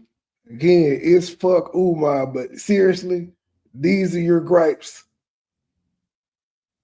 This 2 years ago. I never connected with the girl. I did connect with one of the mother, and I'm not gonna get messy. And I was informed. Like, he's not there for birthdays, he's not there for anything special in their life. So because I never reconnected with the girl, but we had already knew that though. I got that information from a reliable source. Oh, a liable source. That I got you, Candy. We ain't had to go back. I guess it was close to a minute. She got it from a liable source, not a reliable source. I'm tired of pointing out her grammar errors at this point. I just gotta. I realized I'm dealing with a country bumpkin. Liable. Boots on the ground, y'all. Boots on the ground. I'm an activist with liable sources. And everything I'm telling y'all, I can back it up. He can't even make a video to debunk anything that I'm saying right now. So that scene is to show that one of the daughter got accepted in the School of Juilliard, a dance school, and he was supposed to be there. But because of his court, life happened, he was unable to make it, and it pissed his baby mama. That was the scene that you guys saw. And then what's wrong with that? So that's an Umar scene. Talked. You could hear his voice when he was talking with her. The thing was so raw and so like, oh my goodness. He's like, nah, take my voice out. Just keep her voice. I said, Doc, it's a movie. Nah, Queen, I'm not gonna argue with you. Take my voice out and just leave her voice. It's like a hot mess. And then the editor's like, look, we got the scene, she's talking, you can get away with it. And then we deleted him. Now that undertone, I don't know if they picked that up doing edit. Yes. And there was nothing fake about that movie. He was there in the flesh. And then I'm gonna make another point. When we opened the scene at the African American Museum, he carried this bag.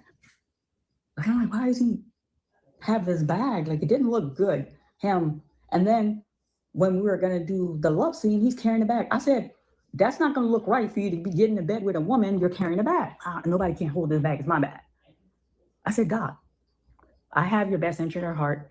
Let me hold the bag. You can't shoot every scene with that bag. Some filthy little bag about this high, this filthy little, it's like a shape of a rectangle. I said, you cannot film every scene with that little bag. And I'm not going to sit here and lie. I'm not no angel. I'm like, what is he obsessed with the bag? So I did open the bag. Yes, I did. I opened the bag. And in the bag, he had a revolver, a really nice.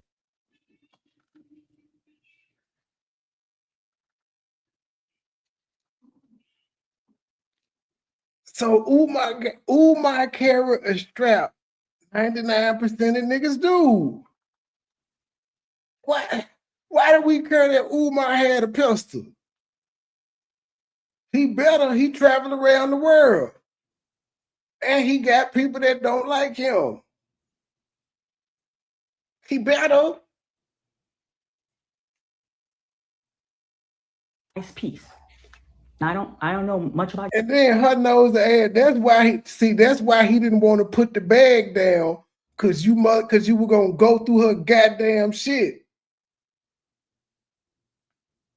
Haiti is gonna shit talk her too. I'm just saying, like, what the fuck? Well, that's why he didn't want to put it down, cause the nosy bitches like you just going through nigga shit. Why is you going through this man bag? Why he shooting the scene? You didn't do it while he was in front of you. You waited till his back was turned to go in his shit. You took advantage of him in that situation. Come on, Lemonhead Lennon. Lemonhead Lennon, I know you said you wasn't going to do it, but you got to apologize to Umar on this one.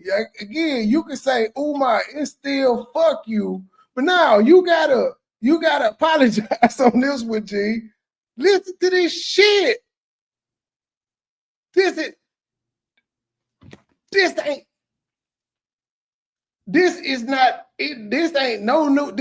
newsworthy at all. Nobody but you would have picked this shit up. Nobody, because listening to it, this is some bullshit right here. Gun, but it's heavy. It was a very nice piece, and I did something foolish. I pulled the gun out. I held it.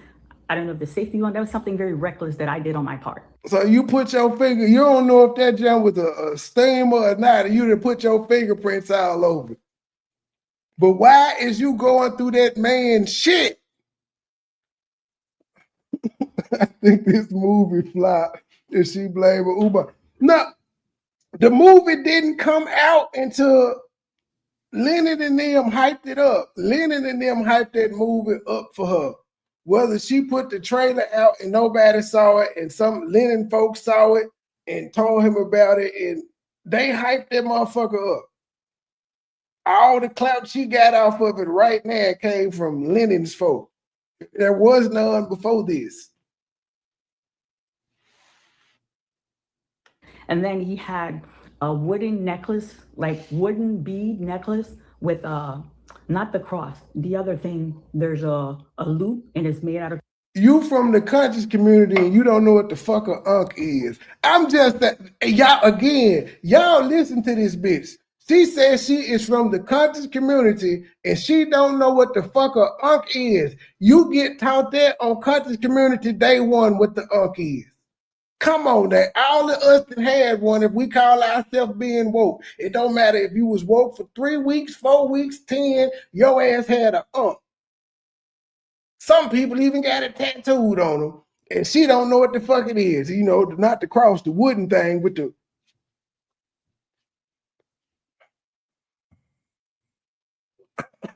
Like this bitch. And we ain't nowhere near the check scam, and we still got to get to the I got the check family. Cross, I forgot the name of it. Jesus. I'm just, whenever I talk about him, I just get so flustered. So, but it was something of high quality. It was handmade. It was polished. You can tell. I would estimate he probably paid a good $250, $100 and something for it. It's beautiful. It's like a beat. Now she pocket watching how much this nigga done spent on his goddamn chain. It had a loop on it. Do you know? Y'all, hey, conscious community, y'all need to excommunicate this bitch immediately. She wasn't paying attention in school, boss. Necklace, but in the conscious community, if you go to some of those stores to buy books, they sell them, and then they come in different levels. Some are of higher quality than others. He had a very high quality. And then I'm not lying to this. I'm gonna look into the camera, and Umar, I'm saying it. He had a sandwich bag, those bag that you could put in the freezer, not the extra large one, but like the medium, bigger than a sandwich bag, but smaller than the gallon. I can't even make this up. What I regret, I should have took a picture of it. It was like guts. Like, you know how when, as a woman or a man, you're cleaning a chicken or a turkey, and there's that stuff, you take out the gizzard. I'm like, what is this? This is He would walk around with chicken guts in his bag.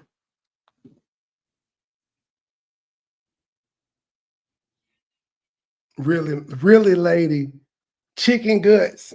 That's the best you get. Chicken guts. Now keep in mind that she's doing all this shit after Lene and them came out. That's why I said she don't like me or whatever. But in this instance, I gotta agree with her. This woman tried to bite your wave. I heard you say that the other night. You was like, everything I said, you said. So yeah, Lene said that the house was stinking and shit, and then it was a whole bunch of flies, and it was an altar and stuff. That what Lene had said, and then now she talking about this nigga had he had a bag of guts. Even still, who gives a fuck? Who cares? what he had in the bag. There's no money in it, nothing else. The bead, the gun, and the bag of like stuff from inside of an animal. And he looked fresh to me. I'm like, what the hell? What is that? So this is what I dealt with him for 3 days. And then he did something that really hurt my. You ain't deal with shit for 3 days. And then you told us you rambled through this man's shit for no reason. Feeling, because he was an out-of-town actor, we had a welcome dinner for him. He got so mad, he did not attend the welcome dinner because I put him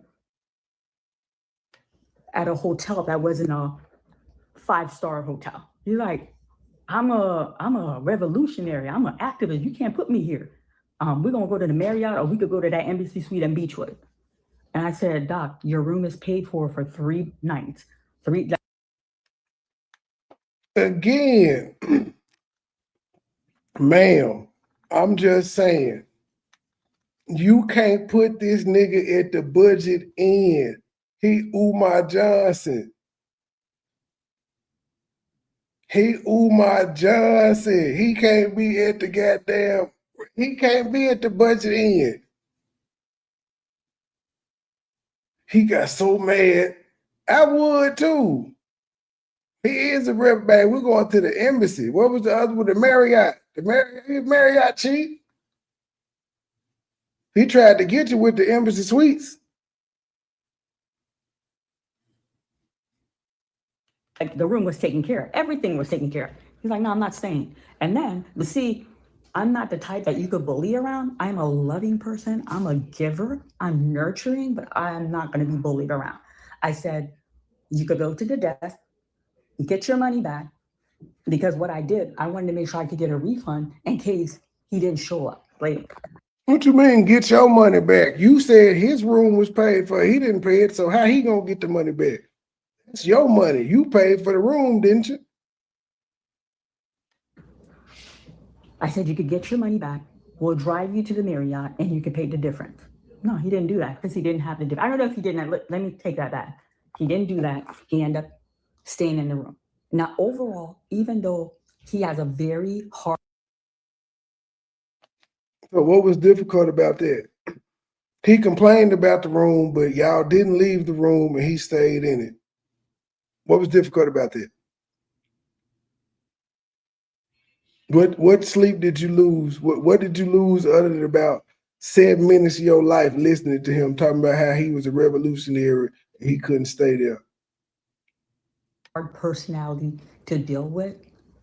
Before I end that, the scene with the children, that was his least favorite scene throughout everything that we filmed.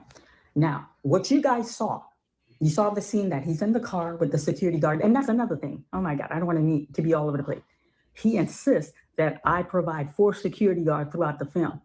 I'm like, in the script, we got 1 because you did request it. I got 1. Why do I need to have 4 for? In real life, this man don't even have a security guard. I have gone to numerous lectures. There's never any security guard. What are you talking about, sir? You came to. So you been knew Umar, but that's what he wanted for the movie. That's what he wanted for the movie, ma'am. You could get extras to play security. All they need is a black shirt and black jeans. Ohio, you didn't even have a secretary accompany you, let alone a security guard. What are you talking about, sir? Oh. So I said, no, I have 1 for you. So again, that's that illusion. He wanted me to portray this grand lifestyle that he's really not living. It's a movie. So back, not to sidetrack, I just wanted to point out, in the scene, you guys saw him in the car with the security guard. You guys saw him get out. You saw the kid. What you guys did not see, these are minor. I cannot have them on set without their parent. So when everybody signed the little contract, they were supposed to be accompanied with an adult, a mother, a father, whoever that guardian for that child. You know how our people do. They're happy. They're excited. Their baby are debuting in a movie. There's about like, when they're Ring Around the Rosie, each child showed up with like 10 or 12 people. Uncle showed up, cousin. They're happy. And then I'm like, oh my goodness, this is a nightmare. Another thing as a producer, I'm like, I got enough on my plate. Now I got to manage a group. I had like a group. You guys didn't see that. So you don't see us. We're shooting. The group's over there. So I had to talk to them. I said, look, y'all can't clap when they do their little singing. You can't cheer on. The mic picks up everything. I need y'all to contain the noise. All we could catch was natural noise around the neighborhood as he approached the home. Okay, Miss Mary, okay, they're happy. Do you know after filming, this man is supposed to open a school for children to prepare young minds to give a scholar. Do you know he never approached those family to even have a word with them? Do you know he didn't even interact with the children?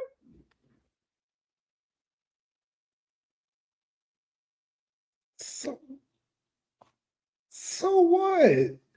He wasn't there to sign no autographs. He was there to act. What the fuck? Again, these complaints are petty as hell.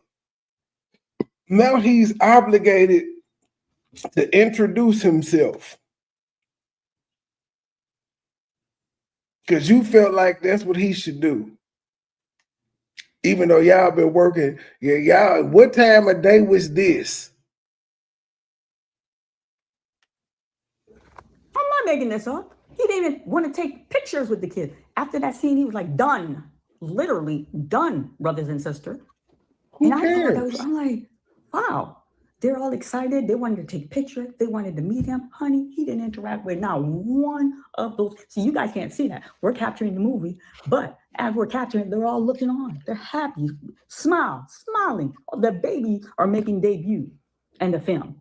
And then I had one, and I give him instruction. I'm like, he's a part of the conscious community. I selected the kids that were going to be in. I wanted natural hair. One of them show up with the child hair. I'm like, why is her hair not combed?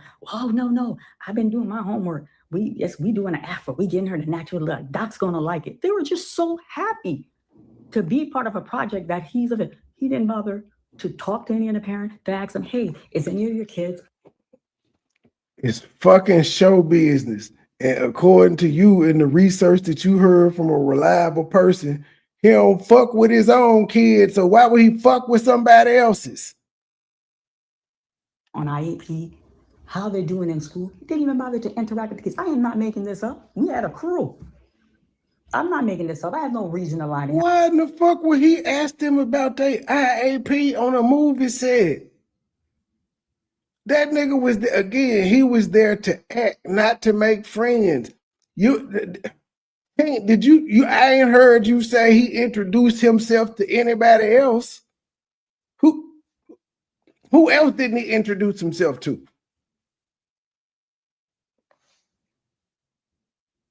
That shit is crazy. Their parents told him who Umar was.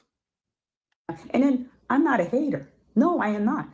He fed the conscious community a dream. And you know what?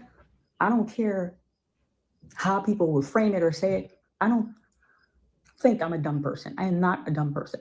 He fed us a dream. Yeah, you are. You dumb as hell. Ain't got nothing. You dumb because you told this man to put the check up and don't linger on the front. The only reason you ain't want to linger on the front about these Negroes, if you don't see it, you thought you was slicker than a snake. You thought you was slicker than a can of oil. Don't linger on the front because y'all will see that number on there and this shit say this not a real check. Just show the back. I don't know what showing the back gonna prove, but show that though. You heard me? It got the watermark on it. I bought into the dream. He gave me money for again. Maybe it's just me. From what y'all heard, I heard he gonna post tonight. His response is gonna be part of the pod 4. I'm going through her page, listening to everything she said, but in between, I gotta get how he came up that she lied. But I forgot the fuck I was about to say. Hold up, let me rewind it. Maybe it'll come back to me. Hold on. Oh, that's what I was about to ask. Okay, now I'm hearing what she said Umar put her through. Does anything she described warranting this man wanting to give her $68,000 for hardship and therapy? What did she go through that she would need therapy for? What hardships did she go through? Maybe I'm wrong. I see a hell no. Care how people will frame it or say it. I don't think I'm a dumb person. I am not a dumb person. He fed us a dream. I bought into the dream. Hard. Like I tell you, I'm a nurturing, I'm a giver. I believe in building. I get, and then, see, I'm not like some people. I didn't give cash. I gave like electronic. I gave check like how do you call cashier check from my bank.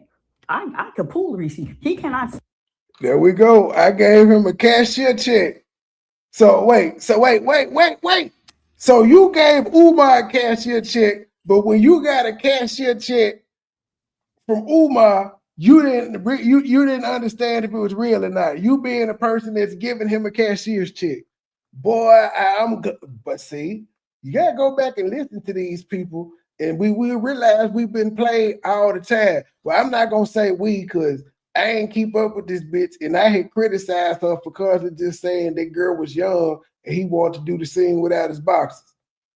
Y'all gotta take the air on this one. Come on. Y'all are not taking accountability for this shit. Conscious Umar Johnson community. Y'all is not taking accountability. Y'all created this monster. I gave Umar cashier checks, but I don't know what one look like when I get one. Hey, Marianne Lorian did not contribute toward FDMG. Yes, I did. I'm sorry, I keep moving. How much though? How much though? How much did you give to FDMG? Can we know? Did you give him like $100? Did you give him $6,000 to $8,000? How much was the check? Inquiring minds want to know. My arm, I don't have a little holder for that. So I contribute towards you believe she got the stereo stick and went crazy. Because I believe in the dream that he was selling. And then I'm gonna tell some of you, yes, not all of you are part of that conscious community, but even if you weren't, everybody's like, man, he building the school. That's if that came to fruition, that's something Umar is bad enough on his own that don't nobody got to lie on this nigga. The bad shit he do stands on its own. For this dream, and now these buildings are at jeopardy to being taken, it hurts. Now, if you ain't contribute, you got a lot to say. Oh, they dumb. And then he supposedly gave you 6,000 to 8,000 after he spent damn near 2 to keep the buildings. Cause we know what the tabs was on them jets. He did turn around and gave you 6,000 to 8,000. No, it hurts. No, we're not dumb. How much did you donate though? Hey, why you at your bank, bitch? We need the statement for the cashier check you wrote for Umar Johnson. Tell it we need to know how much that was, cause we think you lying about the cashier check now that you gave Umar. Black colleges, you contribute to Red Crosses. We give money where our heart is. At the time, I believed in him. I contributed. And then I was one of his biggest supporters. And let me tell you something. See, I'm talking from experience, from a lengthy period of time. This is how he goes. When he comes. Here's the problem with your story. In 2023, he was still bullshitting about opening their school. So 2 years later, you can't be shocked that the nigga ain't opened the school. He ain't opened that motherfucker in the past decade. The hell? You said you went to see him speak several goddamn times. You knew that school wasn't coming. She wanted to jump in. She said it. Umar trending right now. I got this movie out that don't nobody know about. Let me see if I can get some action. Get him a venue. He's coming to talk. And it worked. He doesn't pay for nothing. He makes you set up these big thing, and then if these people want to charge something, he act like that's what Lene said. I'm just saying, but that's his business model. A lot of people do it. Can't knock the hustle. That's how he chooses to do his business model. He know his people that he uses his celebrity to speak and make money. He don't spend no money, but he don't charge y'all to speak. Now, if y'all want to charge or something, that's on y'all. If y'all had a business, man, y'all would be selling tickets and be like, shit, I ain't give you nothing, nigga. I paid for you. Told me to get you the venue. I did. I made money back on everything I had to spend on production costs. Sell your books. If you had a business, man. I got $5 Umar tickets. He's deaf, blind, dumb, no speak English, but he takes all his proceeds from his book, and then sometimes they're giving, because I set up 3 for him. And I'm like, how do you want to charge for people to come in when the venue is free? Like, now these people. You set up 3 conferences for Umar. And you ain't know the school wasn't opening. I'm just saying. And you only said you gave 1 check. So you ain't know the school was opening before you shot the movie with him. And it took you 2 years after you shot the movie with him to realize that the school wasn't opening. Gonna look at us sideways like, oh, they making money and we're not even charging them to use it. I said they charge people to use that. Y'all done gave this vintage ass auntie a motherfucking platform. This is a TV aunt from the 70s. Too much, you talk too much. I'm trying to build a school. Everything is I'm trying to build a school. And then when he says that, you fall back. Okay, maybe he's trying to build a school. And then let me tell you guys, for those who didn't have anything nice to say, I didn't charge anyone to look at this film online. Because that little video I did in my backyard gave me my quotas. I could have charged for that. I didn't. Because I got so much love from those who subscribed. That was my job. That was not your backyard, ma'am. See, that was a lie back then. She talking about that was her goddamn backyard. To say thank you for the welcome. Thank you for embracing my channel. I know y'all want this Umar movie. I'm not doing this charging thing. I'm giving it. So I made it public to even those who are not part of the channel. We ain't know about the Umar movie. We didn't know until you popped up on Lennon. So if you don't like it, you don't like it. But for you to make comment, oh, he paid. No, Dr. Umar did not pay for anything. He did not. This is factual.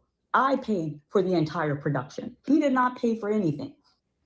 He promised to. You were supposed to. It was your movie. It was your movie starring him. He wasn't supposed to spend shit.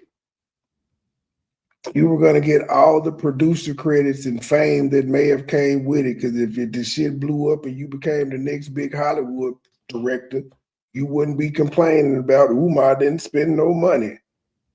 That's part of the film game. That's why you have investors.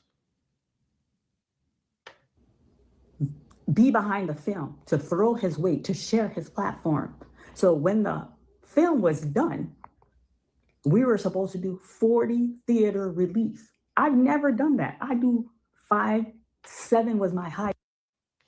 Who set this up for it to be released in 40 theaters? Who set this up? You or Umar? It sounds like a damn lie off top.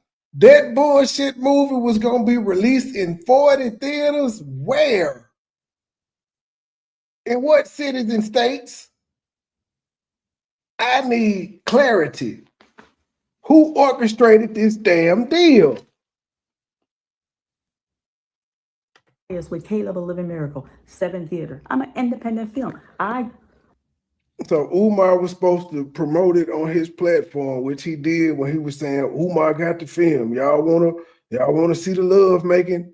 He did, but he said he also couldn't say the name of it or say too much, which is probably what they agreed to.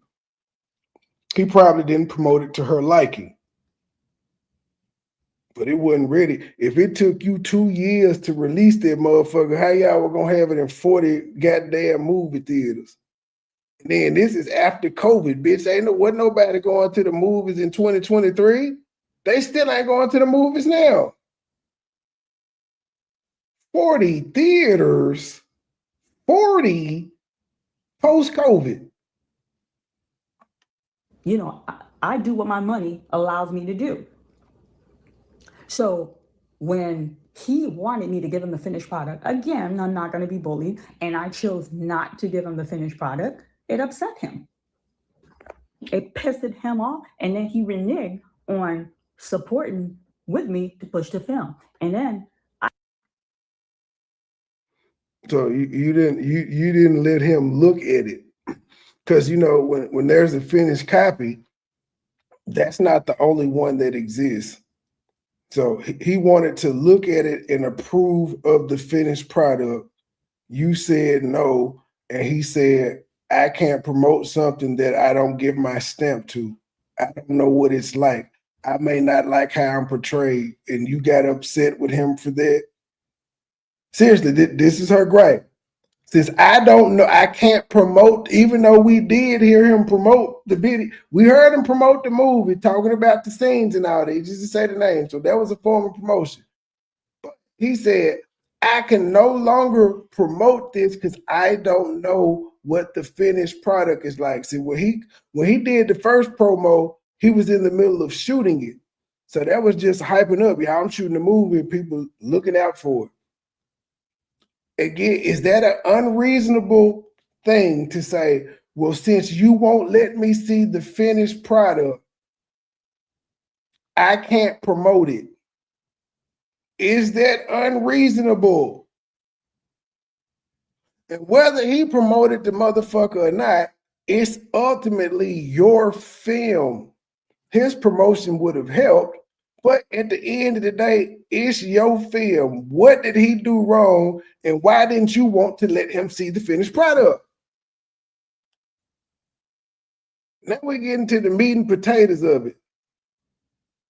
He didn't want to promote the movie because she didn't want to let him see it. He act like this nigga asked for the one and only copy. This is not my first rodeo. I have other body of work. This is not my first feature film. And it's sad that a lot of you know me just for Awakening, a project that was very stressful, a project that we did in 3 business days. And at some part, we were exhausted, but we got it done. I've posted 2 other feature films. A lot of you are so eager for Awakening, you hadn't even gone to see the quality of my work. Caleb's a beautiful film. Start a little slow, but beautiful. Didn't nobody give a fuck about Caleb. Umar, you was in the Umar Johnson sector, bitch. Y'all can see she upset that her other content didn't do no numbers. She had to let y'all know. Y'all won't even go look at the other shit I did. Y'all just want to talk about Umar. I liked it. I liked it. It was to be expected for an independent, low budget film. I've seen worse. I grew up watching Master P movies. So I've seen worse. It was. I liked it. It flowed. Could it have been better? Yes. Was it the worst movie I've ever seen? No. Toy emotion. Did I get the gist of what was going on? Yes. Did it accurately portray him? That was the first film I did, and I crossed over because when it portrayed him in the light you think that he would be living. When I released Caleb, I did the tour. When I walked into the audience, it's a sold out audience. It was a sea of different faces. It wasn't just a brown sea of brown faces. No, I'm not saying I'm Spike Lee or Tyler Perry. I'm doing my thing. I got the hook up. But even though it was a lot of stress, I got the hook up. I'm still proud. That's something, and it made me see my ability. I wrote the script that I handed to him. But y'all know the acting in this shit was terrible. I was adjusting. The acting in this shit was to produce what you guys saw. The only thing worse than Silk the Shocker rapping is Silk the Shocker acting. That is the worst shit in the world. You understand? So back on track. I'm sorry, I veered off a little. So when he did not throw his back to support the film, like I said, this is not my first rodeo. I reached out to Regal Cinema Corporate and I said, hey, I know I have 40 theaters locked down. I can't. I need to scale back. She's like, Marianne, that's fine. I'm gonna resend you the contract.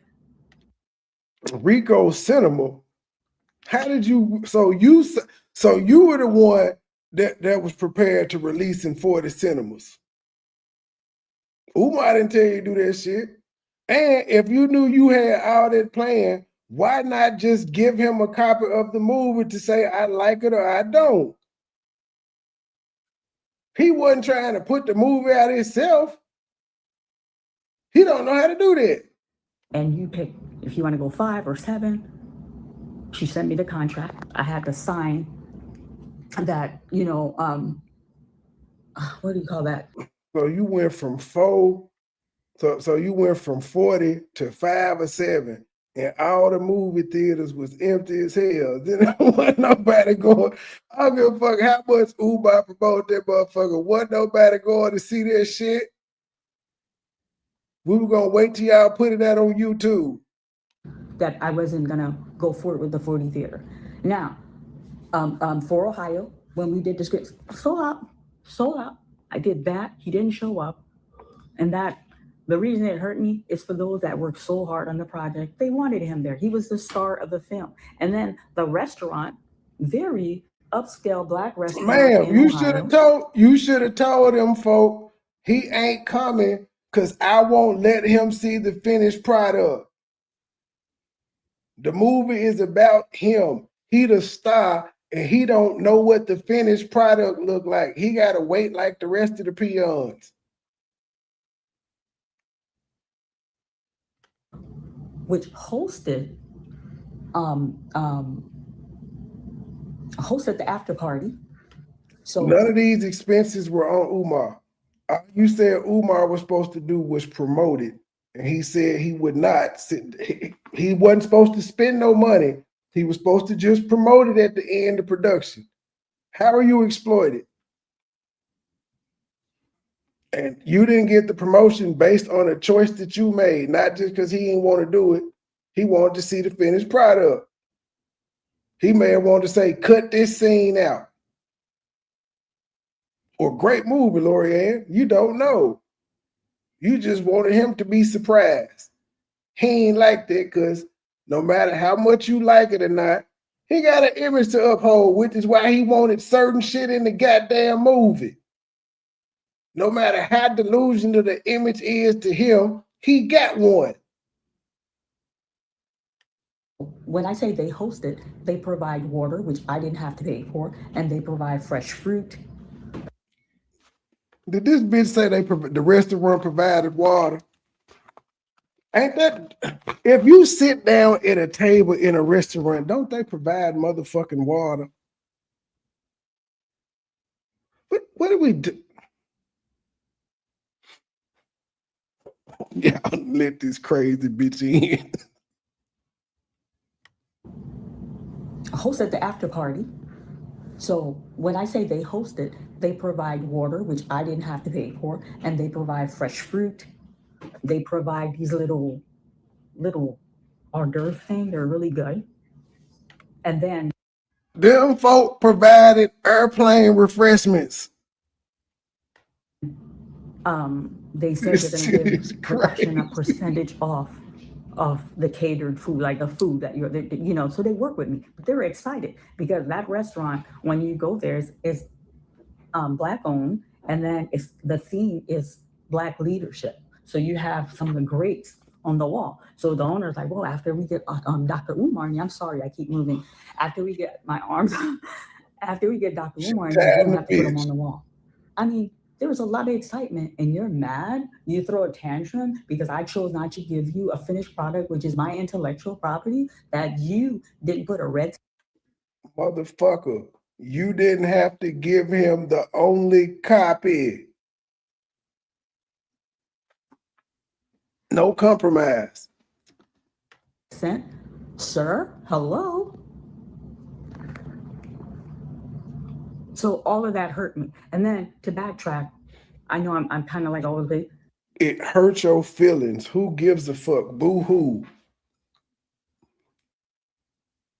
They didn't get to meet Umar at the after party or premiere after party.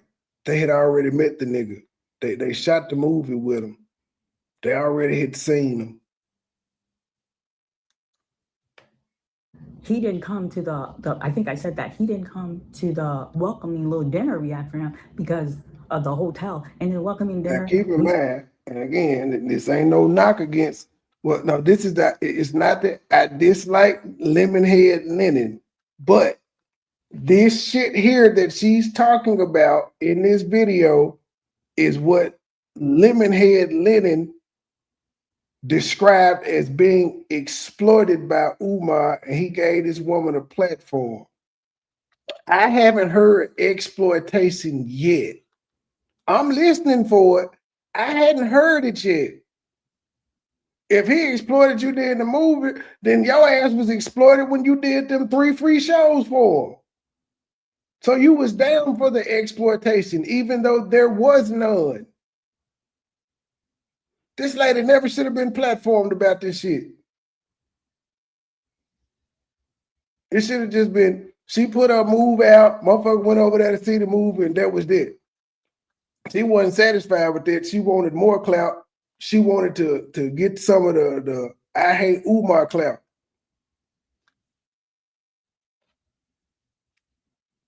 Bought him a beautiful quality Cleveland t-shirt. We got him a nice Cleveland mug. Like, you know how you go to the city, you buy a t-shirt. I'm not talking about a $5 t-shirt.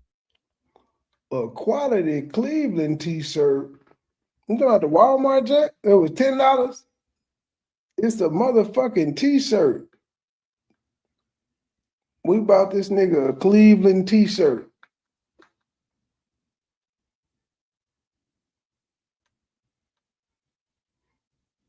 I'm talking about like that high-end t-shirt. The t-shirt was like $35. Like when you wash it, it's gonna look like the day you bought it. We bought them a beautiful. Oh, y'all bought the t-shirt from the tourist store. That's why it was $35. Mug. And a cup. The mug was like $22. Like, okay. I spent $50 on Umar, a mug, and a t-shirt, and he didn't show up. Take it back. When I go out of town, I buy $5 mug. I'm just gonna keep it real. But you knew he wasn't showing up. He was so mad because You put me in a hotel, I want the Marriott. Say, grow up. So But he wasn't though. He stayed in the hotel and he shot the movie. So he grew up. Again, it's fuck Umar. I have to I hate to sound like I'm defending this nigga, but this was bullshit. He wasn't wrong on this one. He wasn't on this one, he wasn't wrong. I made this video is to share clarity, not to bash him. He dogged me. And I haven't spoke throughout the years. I just came out unhonored and when I shared my story. When I didn't want He dogs you how? to give him the film, he literally pulled back and I'm like, okay, I have to navigate this on my own. This is not my first rodeo. I got this. That brother turned around again. I am not making this up because Honor, this brother, this is what he told me. He's like, I can't, I need receipt. I said, I don't understand. He's like, you talking about a lawyer? I said, oh, here's his lawyer. I said, oh, you want the paper? He want receipt. He's like, I'm not gonna come on my channel and say something. I need concrete evidence. Oh, I said, I got evidence. I could drown you with evidence. I said, I kept receipt from the burger he You kept the receipts from the burger and shit he ate, but you ain't keep no receipts of that 6,000 motherfucking deposit slip. All right, keep talking. And where is this $500,000 lawsuit? I was quiet till I went on Honor and told my story. Honor is the one that allowed her to tell her story. She didn't come out on YouTube and tell her story on her own. It was Lennon, because she had ties to Umar. ate. You understand? From everything he did, like I kept receipt. So I gave the lawyer, he served me with paper to sue me, brothers and sisters. The paper came certified from Columbus, Ohio, from a credible law firm to sue me. And then they wanted me to negotiate to give them a number. And then I was given instruction, if Dr. Umar is not pleased with. Well, you know what? I'm not gonna totally discredit that because I had an idiot on YouTube had one of them chat GPT lawyers draw up some shit, or one of them Indian lawyers or whatever, and sent me some shit talking about they was gonna sue me unless I did X, Y, and Z. And I just simply responded back to the email, suck my dick, do what you gotta do. I ain't heard back from him. So he sent a letter threatening to sue. Not that he filed the lawsuit. He threatened to sue and said, but before we sue, we can negotiate. Why was he gonna sue you? Sue me, brothers and sisters. I gave, you understand? From everything he did, like I kept receipt. So I gave the lawyer, he served me with paper to sue me, brothers and sisters. He served you with papers to sue you. So there was a lawsuit. He got a process server involved to give you these documents. The paper came certified from Columbus, Ohio, from a credible law firm to sue me. And then they wanted me to negotiate to give them a number. And then I was given instructions. So in the paper that they sent you to say we suing you, they said, but we will negotiate. Give me a number.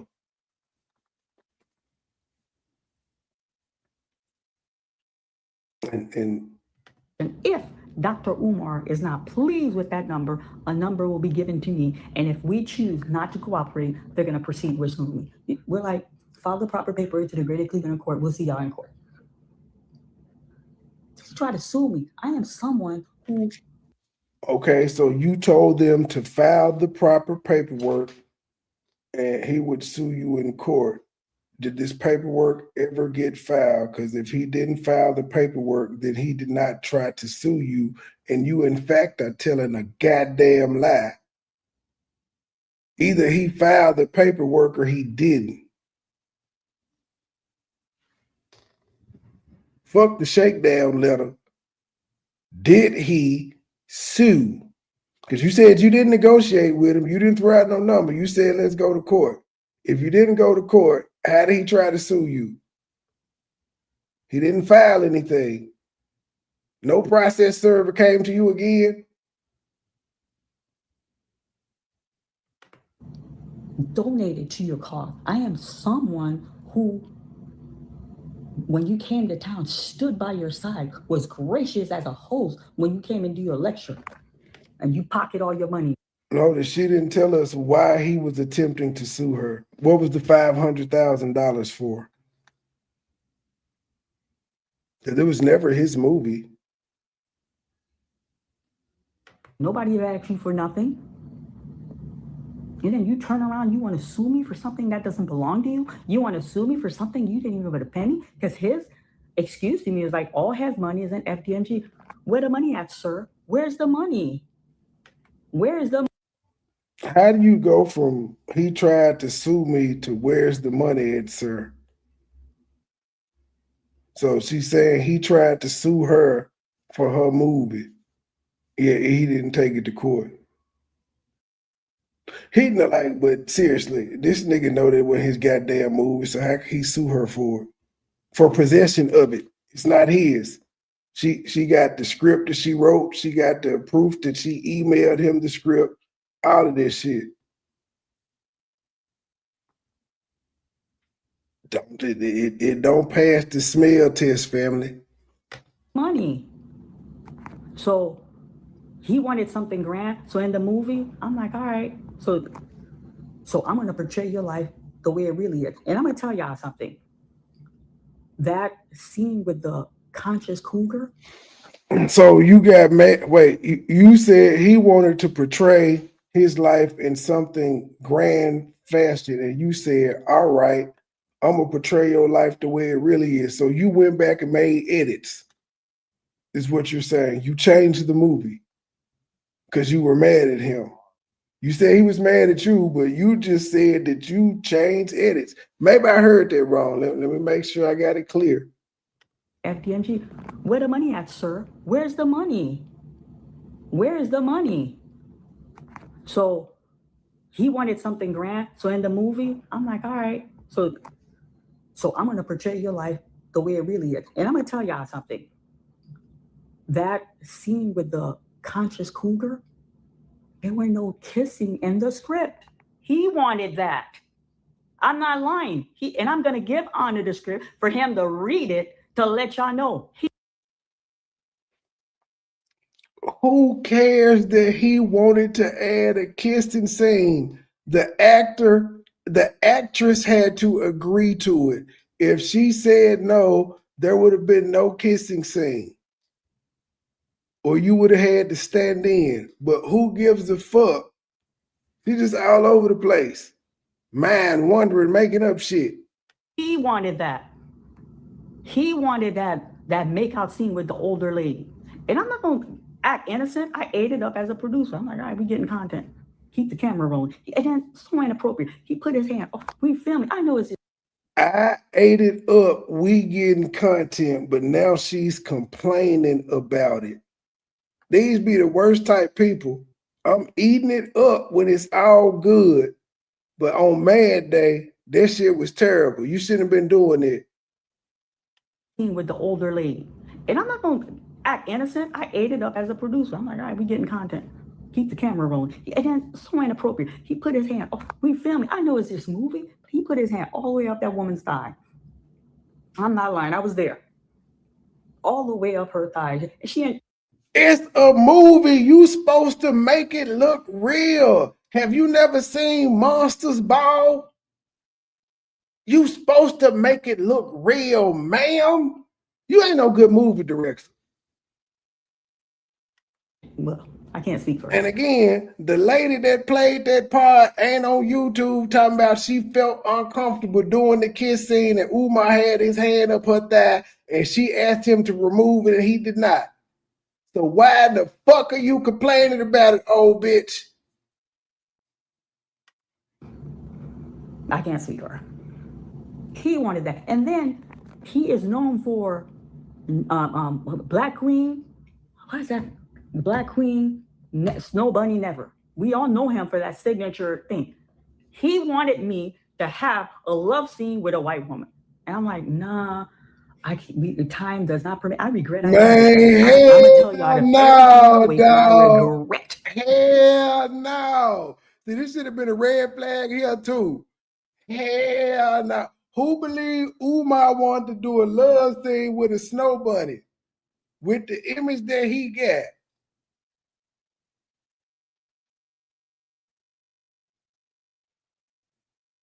You looking like that, that's how I'm looking too. Like you telling a goddamn lie.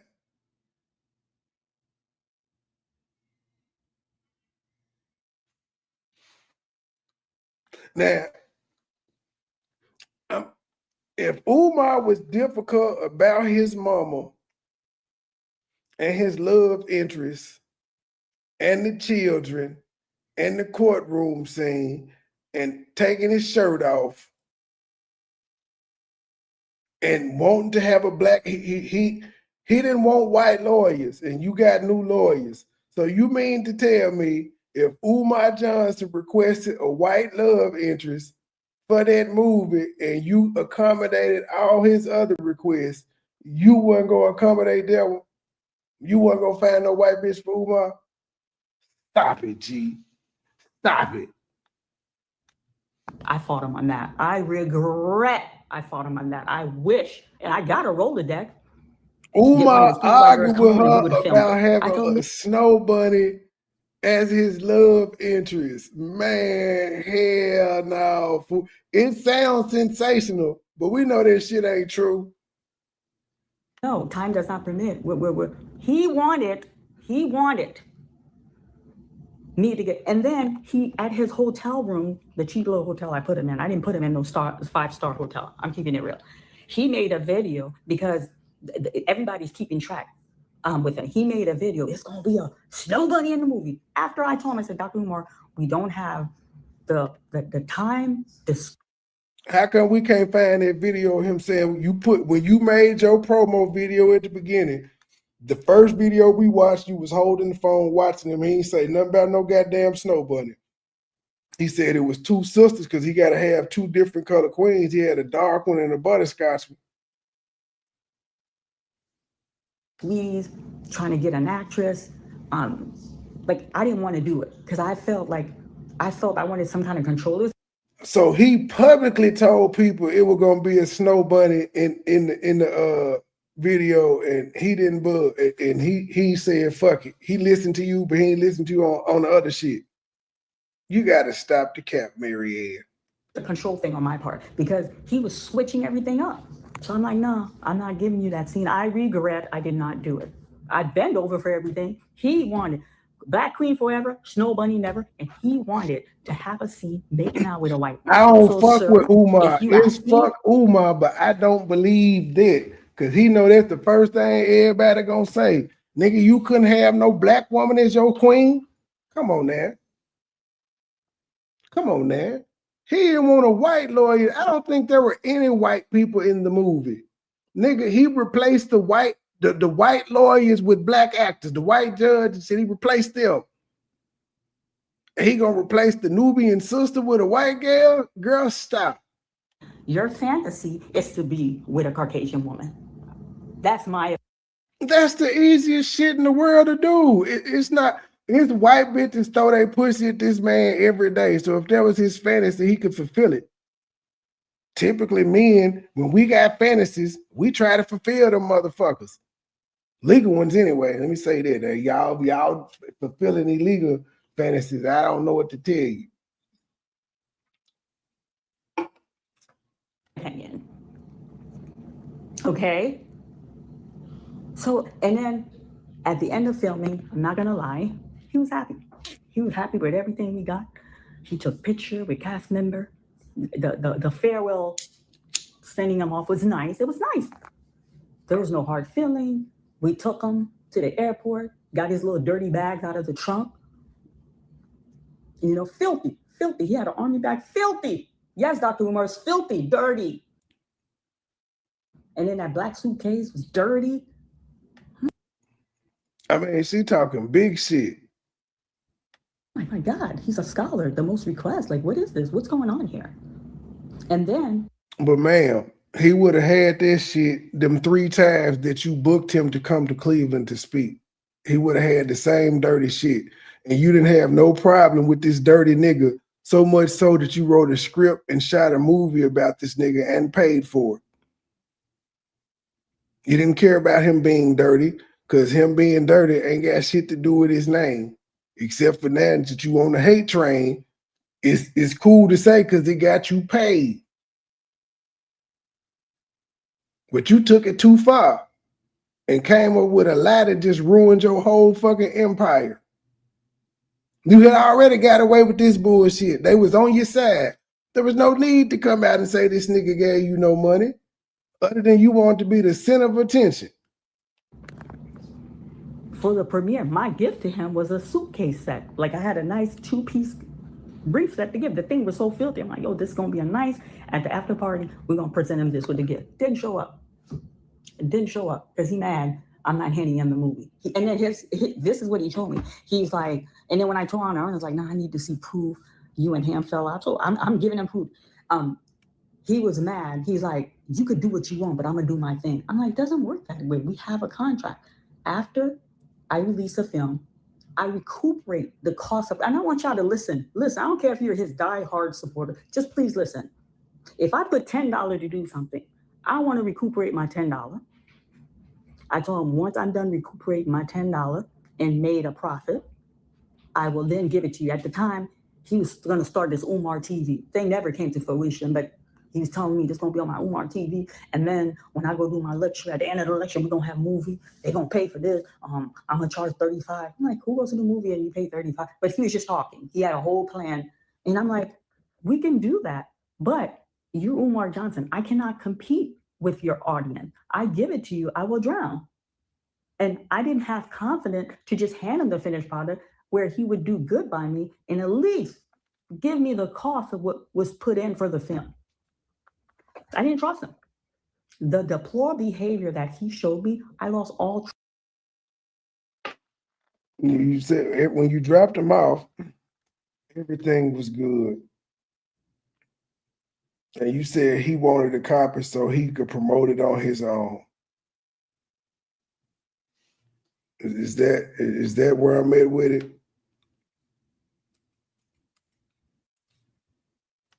Umar Johnson, I cannot compete with your art. Take it back some and more. Made a profit. I told him once I'm done recuperating my $10 and made a profit, I will then give it to you. At the time, he was going to start this Umar TV. Thing never came to. How are you going to make your profit, though? You released it. How are you going to make your profit? I'm just confused on that. That doesn't make any sense. That don't make sense. He was upset saying he needed a copy so he could put it on his own stuff. And you were saying, well, after I recoup my money, then you could get a copy. He could just get the bootleg. If you were opening it in theaters, he could just get the bootleg copy and put it up. So I'm confused. I don't. So now you saying he wanted to move it to make money, and he had already been paid up front. You said you paid the cast members and shit already, so he had already got his money. He got hotel rooms and accommodations and shit, so I'm assuming he had already got paid. But he wanted to move it. Continue. But he was telling me this is going to be on my Umar TV. And then when I go do my lecture, at the end of the lecture, we're going to have a movie. They're going to pay for this. I'm going to charge $35. I'm like, who goes to the movie and you pay $35? But he was just talking. He had a whole plan. And I'm like, we can do that. But you're Umar Johnson. I cannot compete with your audience. I give it to you, I will drown. And I didn't. What do you mean compete? You have your supporters. He got his.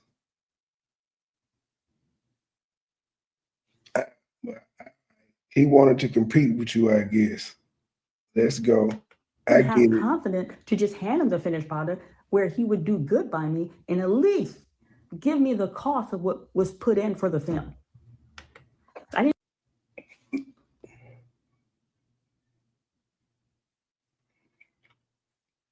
Okay, so you didn't have the comfort. You didn't have the conversation with him. You didn't have a conversation with him about, okay, if I give it to you, are you gonna break me off some of your proceeds? You didn't have that conversation because you said you didn't have the confidence to do it where he would do right by you. How much did you spend making the film? And again, well, you spent as a filmmaker, you're supposed to make your money back. But what was your plan to make the money back? Was it the 40 theaters?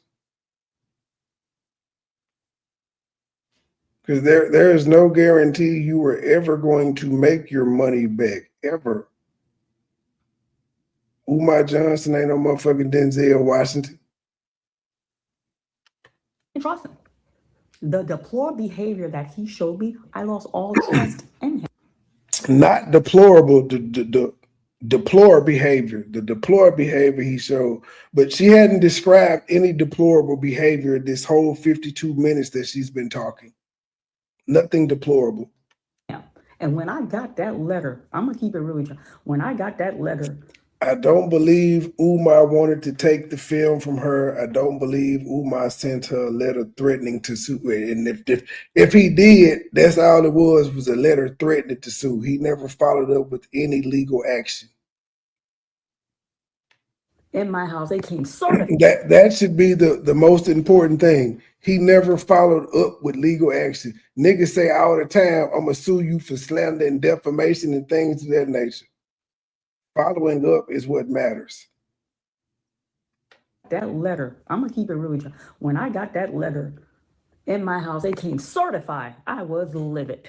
But I lawyered back up. He probably thought I was some kind of backward. It was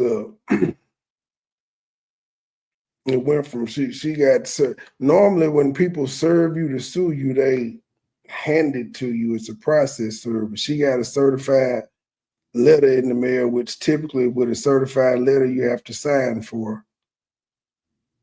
But the way she tell it, she got it in her mailbox, and then she lawyered up. Even though she said she told them, we'll file the paperwork, we'll see you in court. She lawyered up before a lawsuit was ever filed. Or before she would, with the correspondence she had with them was do whatever you want to, because she said she read the letter, talked to them.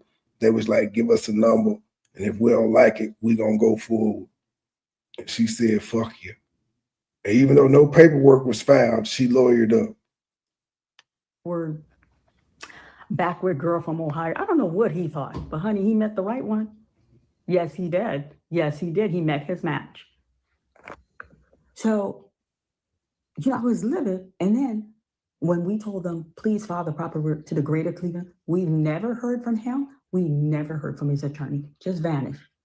But so for never heard from him, livid. And then when we told them, please file the proper route to the greater Cleveland, we never heard from him. We never heard from his attorney. Oh, okay. So if you never heard, if y'all said file the proper paperwork and you never heard from his attorney, how in the blue hell are you going around saying he tried to sue me and take my house? You never heard back from his attorney.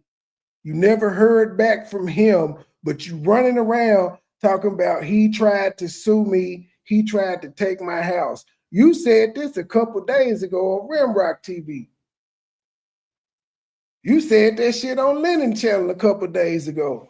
But you just said here 6 months ago, you never heard back from the lawyers. So how's that trying to sue you? And Lennon, again, I'm just saying, you heard that you had a 6-month head start before you got the fake check shit. This shit don't make sense. He tried to sue me, but I ain't heard from his lawyers. After I got the certified letter saying that if I ain't negotiate, I was gonna get sued. And I didn't negotiate.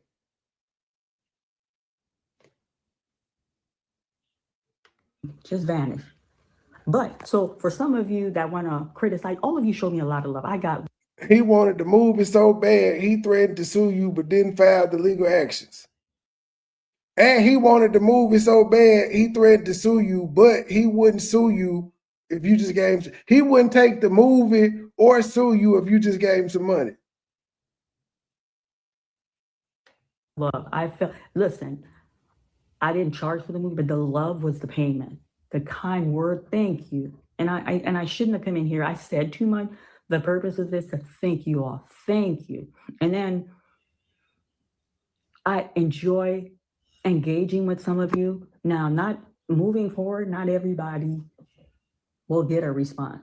Some people, they want to engage in like chaotic back and forth. I'm not going to do that. The queen's not going to, I'm not going to come to that low vibration. See, that's what the fuck you did. I'm not going to do that. No. I'm a very respectful person, but the minute that disrespect is at the table, I'm going to excuse myself. Yeah, we're not going to do that. So Bubble that's guppy looking at bitch. what went through the production. But I encourage you guys, please, I have 2 films and I'm going to post other. Look at my body of work. Really see the nitty gritty of my work. Girl, fuck And your I'm still movies. improving my craft. And fuck you. What you guys saw. And then Umar whether you didn't like it, I'm talking to those who didn't like it. It got what, 19,000 views. You didn't like it, but y'all sure watch it through. I'm just saying. I'm gonna just keep it real with you, ma'am. You didn't recoup any money off this film. You gave it away on YouTube for free. If it's on Tubi, it's on Tubi for free. And no matter how, Lennon got 88,000 followers, but it pales in comparison to Umar Johnson's followers. So you probably would have had a better bet giving the movie to Umar Johnson and letting him promote it and getting a cut. If he was selling it on Umar Johnson TV, contract. Get your money, sis. I'm getting make a contract. Get you a cut. Because you weren't going to sell it any goddamn well. You know when nobody going to the movie theaters to see that bitch. Don't nobody know you. Umar Johnson followers wasn't even going to the movie theater. They'll watch that motherfucker on IG. They wasn't going to the theaters to watch it. You knew you wasn't gonna make no money off this from the get-go. Let's just keep it real. You guys watch it through. And then he gave me his life. She gonna try to hit Lennon link what? And I'm gonna be honest with you guys, I try to keep it as true as possible. He wanted a whole full-blown wedding. I said, nah. We're going to give you a fiance and we'll do the way. I didn't do, you guys didn't see audience. He wanted, nah, I want a wedding with my supporters. Like, and then when I get back to Philly, I'm going to foot you the reception. Like, you ain't got to get some sandwich, some. I'm like, no, doc, we have 3 days. What he doesn't understand, you got to give these actors, it's not just we hold the camera. No, it doesn't work that way. All right. I'm sorry, I keep moving. I switch arm when my. Yeah, I didn't have the reception, so you didn't have to pay for it. I'm gonna get a little stand for when I. He didn't sue her though. He threatened to sue. That's the big difference. It was just a lot of heartache, a lot of headache dealing with him, and at the end, the way she said she almost lost. Horrible. I'm just saying. These folk play with words. How the fuck do you almost lose your house and there was never a lawsuit filed? How was your house ever at risk?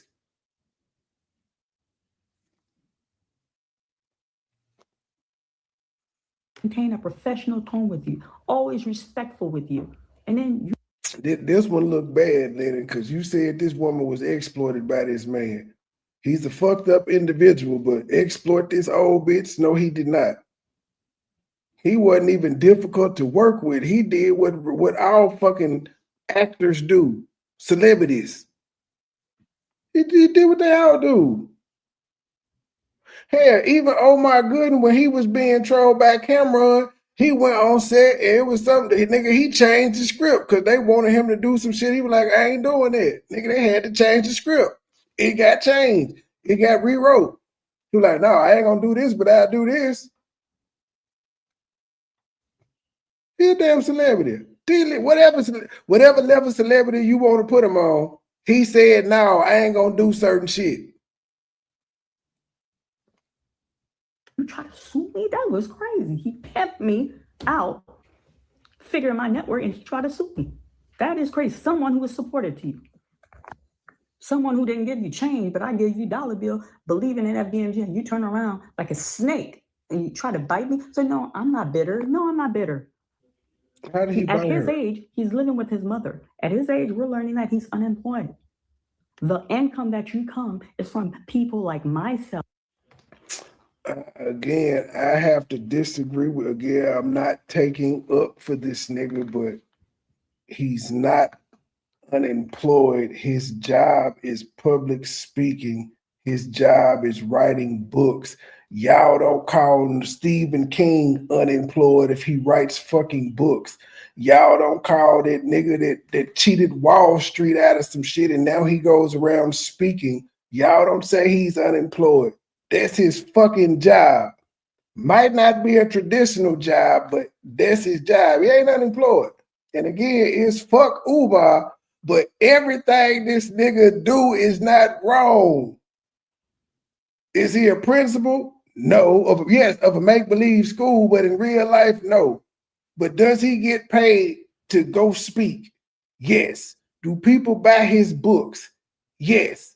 Therefore, that's his job. Author, public speaker, lecturer, MC, whatever the fuck you want to call it. He gets paid to do that. When he goes on these podcasts, he gets paid. Nobody calls Charleston White unemployed, and all this nigga does is talk shit on podcasts. That's how he make his money. Nobody calls Tasha K unemployed, and she does public speaking, and she does a podcast. Y'all niggas, the hate for Umar cannot blind y'all to just be saying any goddamn thing. And then she from the conscious community. By that logic, all them niggas in the conscious community is unemployed because all them motherfuckers write books and do lectures and talk on podcasts. They don't have regular fucking jobs.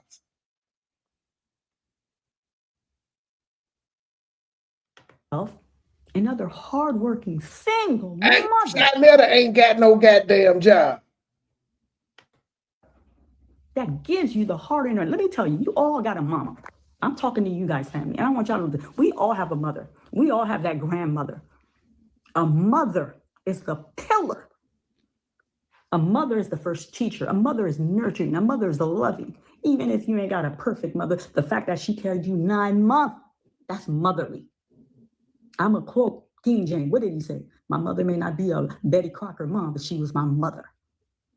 Now, this may just go over some of your head. A mother should get no more respect than a father. I'm gonna leave it at that. Okay, and then what he does, so I say that, I break down the mother to you. What he does is pray on mother. He don't pray on no married couple. He studies you. He's not. If his goal is to get pussy, why would he pray on a married couple when it's a whole bunch of single women out there that'll give it to him?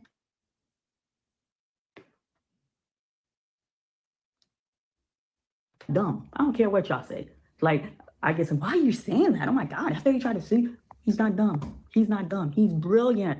He will go down in history. He was able to fool all of us to accumulate that much cash, and you're not. And then it pissed me off when he's like, I built it. No, sir, you have not built anything. The school is not a reality. So technically, you haven't built anything. You haven't given us anything that came to fruition. No, you haven't. Keep in mind, when Umar heard all of this, he called Sister Mary Ann and left a voicemail. He was blindsided by all this. He's like, what the hell? I thought we was cool. That don't sound like a nigga that tried to sue you in the voicemail. I'm just saying. And if I tried to sue you back then and now you out here talking shit about me, I'm really gonna sue you. You have the gift of gab. That's what you have. You're charming, you're charismatic, you know, that's a gift. We all got gift. Some of y'all don't tap into your gift. We all have gift. The good Lord put gift in all. I don't just have one gift, ma'am. I have several. I don't know, like again, the S's, the missing of S's gets on my nerves. Melanin people. We all have gifts. And his gift is the gift of God. And instead of using that gift to really. So all black people have gifts and nobody else. We all melanated. We all have gifts. I think all human beings have gifts. Some people just, no matter what race or culture you are, they just never realize those gifts and utilize them to their full potential. But melanin doesn't automatically mean you got all the gifts and nobody else has any. And again, I don't want to talk to you. You don't know what an unk is, lady. Really make a difference within the community that looks like himself. He robbed us blindly. That's what he did. That's what he did. The conscious community is mourning. So many people are hurt. So when I define the mother to you, you have a child you're struggling with. We're mother. What mother doesn't want the best for their child? And Umar does go after married couples for that money. What mother? What mother? Y'all remember Big Mama? It's a whole bunch of mamas who don't want their kids to do better, man. Y'all motherfuckers be asking that question like y'all don't live in the real world. It's a whole bunch of ain't shit mamas out here. Oh, I forgot, because you a mama, you have to be good. But because, you know, mamas don't smoke crack, mamas aren't neglectful, mamas aren't inattentive, none of that shit. They don't kill kids, they're just nothing. They don't let their boyfriend molest them, they don't do none of this shit. Like, there's not much, but you come home, there's a meal. You're like, God, how did she do it?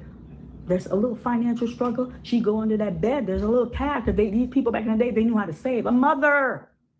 So these were who he was preying on, mothers. And to entertain y'all, because what I want to do, I want to stay focused on the purpose of preying on them. How? Preying on them how? Like, you saying he took an interest in the kids to fuck the moms? this page. I am an artist. I'm a storyteller. I want to bring you guys story where you can learn from. We could connect with our life. I'm going to make. She told you how she was storyteller. And I'm leaving nothing out. Nothing. And then when I'm done with that, I Happy have birthday, Buttercup. 42, well, 41. One does not qualify. In order for you to qualify, I ask for one qualification. They have to show proof. Just like statement from Huntington Bank. I gave my donation. $10, $5. I need proof at one period of time you did donate to his cause. And I'm going to make a documentary on how, because loyal donor, we don't just give that one donation. There's a pattern. How much did you? Oh, you gave 2 checks. Okay, you gave 2 checks. You're not a loyal donor. 2 times don't make you a donor. I ain't gave that nigga no money. Never will. Gave twice. I gave. She gave twice, and she's a loyal donor. And she gonna do a documentary on everybody that gave a donation. How in the fuck are you gonna vet this? How you gonna verify that everybody you talk to gave a donation? Twice. My biggest one was the first initial giving. And then which was how much, bitch? How much did you give him? Me, I didn't give because I needed him to come in the picture to save a child. I gave because I believe in the dream that he was telling. I believe in the community. We all come together. He could fly. That was like my mentality to all this. But some of those mothers that I got for the documentary, which I'm working on, you know, there was inappropriate. But you can't blame him. I'm taking a nap after listening to this woman. But you know what? If you're a woman, you're trying to keep the light on, you're working, because that Black woman sometime, I don't care if we're educated, we work, we're the primary breadwinner. I'm all Yeah, because this doesn't happen in any other cultures or races. Nobody is no other single mothers, and they're primarily the breadwinners. It's exclusively to Black women. Right. Struggle just for Black women, nobody else. Everybody else has managed to be exempt from the struggle. always catching myself to keep soft, to stay within my feminine energy. It is easy to get that. You wasn't in your feminine energy on Lemonhead Lennon show that night. You was a banshee. That masculine trait, like, because you're holding it, you're doing so much. And that's why sometimes when brothers come to us, you have to be patient with the Black woman. You have to be forgiving towards her because she's holding it down for so long. Man, I don't mean no harm. Didn't nobody tell y'all to have these kids with these ain't shit niggas? For so long. So when you come, yeah, there's like a tad of aggressiveness. Like once you start pouring into her, it's gonna make a. What about niggas who ain't got all that baggage and they been holding shit down on their own? They ain't been going through nothing. They don't struggle. Get the fuck out of here. Us fall back. It's gonna bring us into our feminine energy, our softness. So I'm always, as a single woman, very mindful of that because I'm a go. We know why you single, bitch. You crazy. Go getter. I work hard for everything that I have, but I'm always mindful. Like I don't want to get in that masculine energy because men they pick that up from us. So I'm always mindful, like to keep it. It's the fake tears for me. You look like your name should be Lola. Soft to keep it feminine. And man, you Black Lois Griffin looking ass bitch.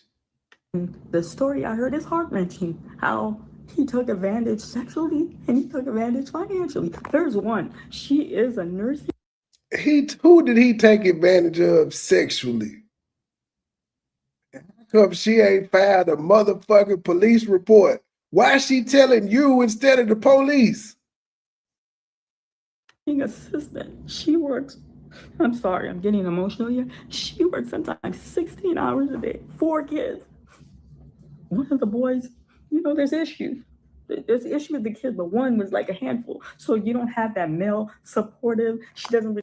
How is it that Umar fault that this bitch got 4 kids and probably no baby daddies and one of them kids bad as hell? How the fuck is that Umar just wants some pussy? How is that his fault? He could give you some advice, but at the end of the day, he just wants some pussy. Either you give it to him or you don't. He still give you the advice on your child. But is he supposed to talk about the child every day? That ain't his fucking kid. It's your job to take the information he gave you and apply it. What more do you want from this nigga? He took advantage of her because she got 4 kids. No, he saw a woman that liked to fuck, as could he, and there was that on that. Just like any other nigga would. We have that. Sometimes we don't have a man in our house, in our life. You have that family network. You have that friend that you have some kind of support system. She didn't have all that. And she reached out to this man because she went to to reach out, needing help, a mother. And you take advantage.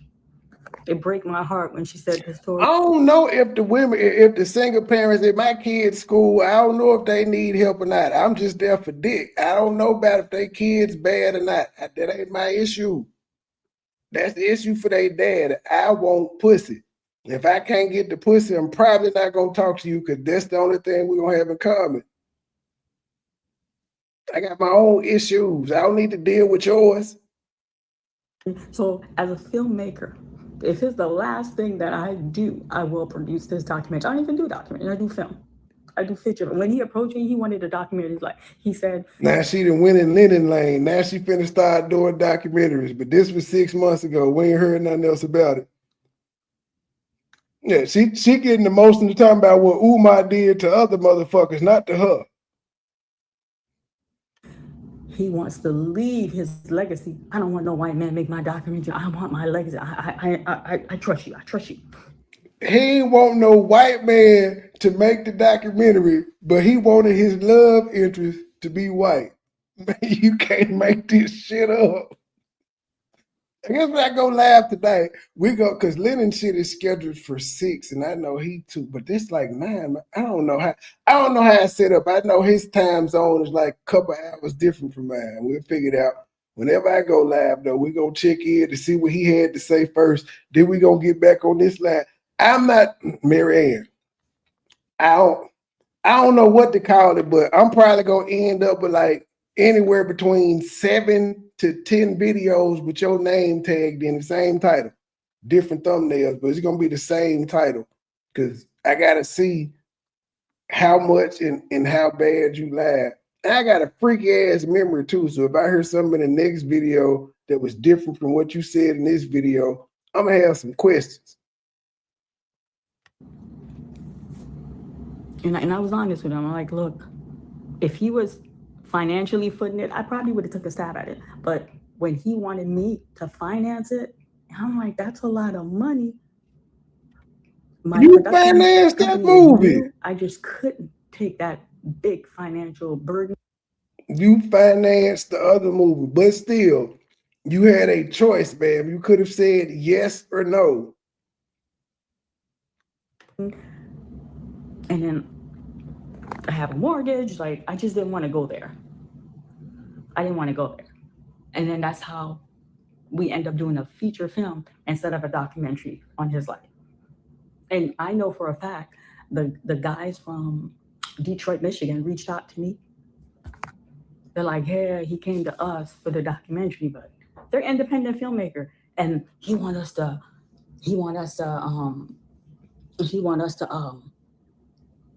pay for it. Why would the guys from Detroit, Michigan just reach out to you out the blue? We couldn't do that. We thought he was going to,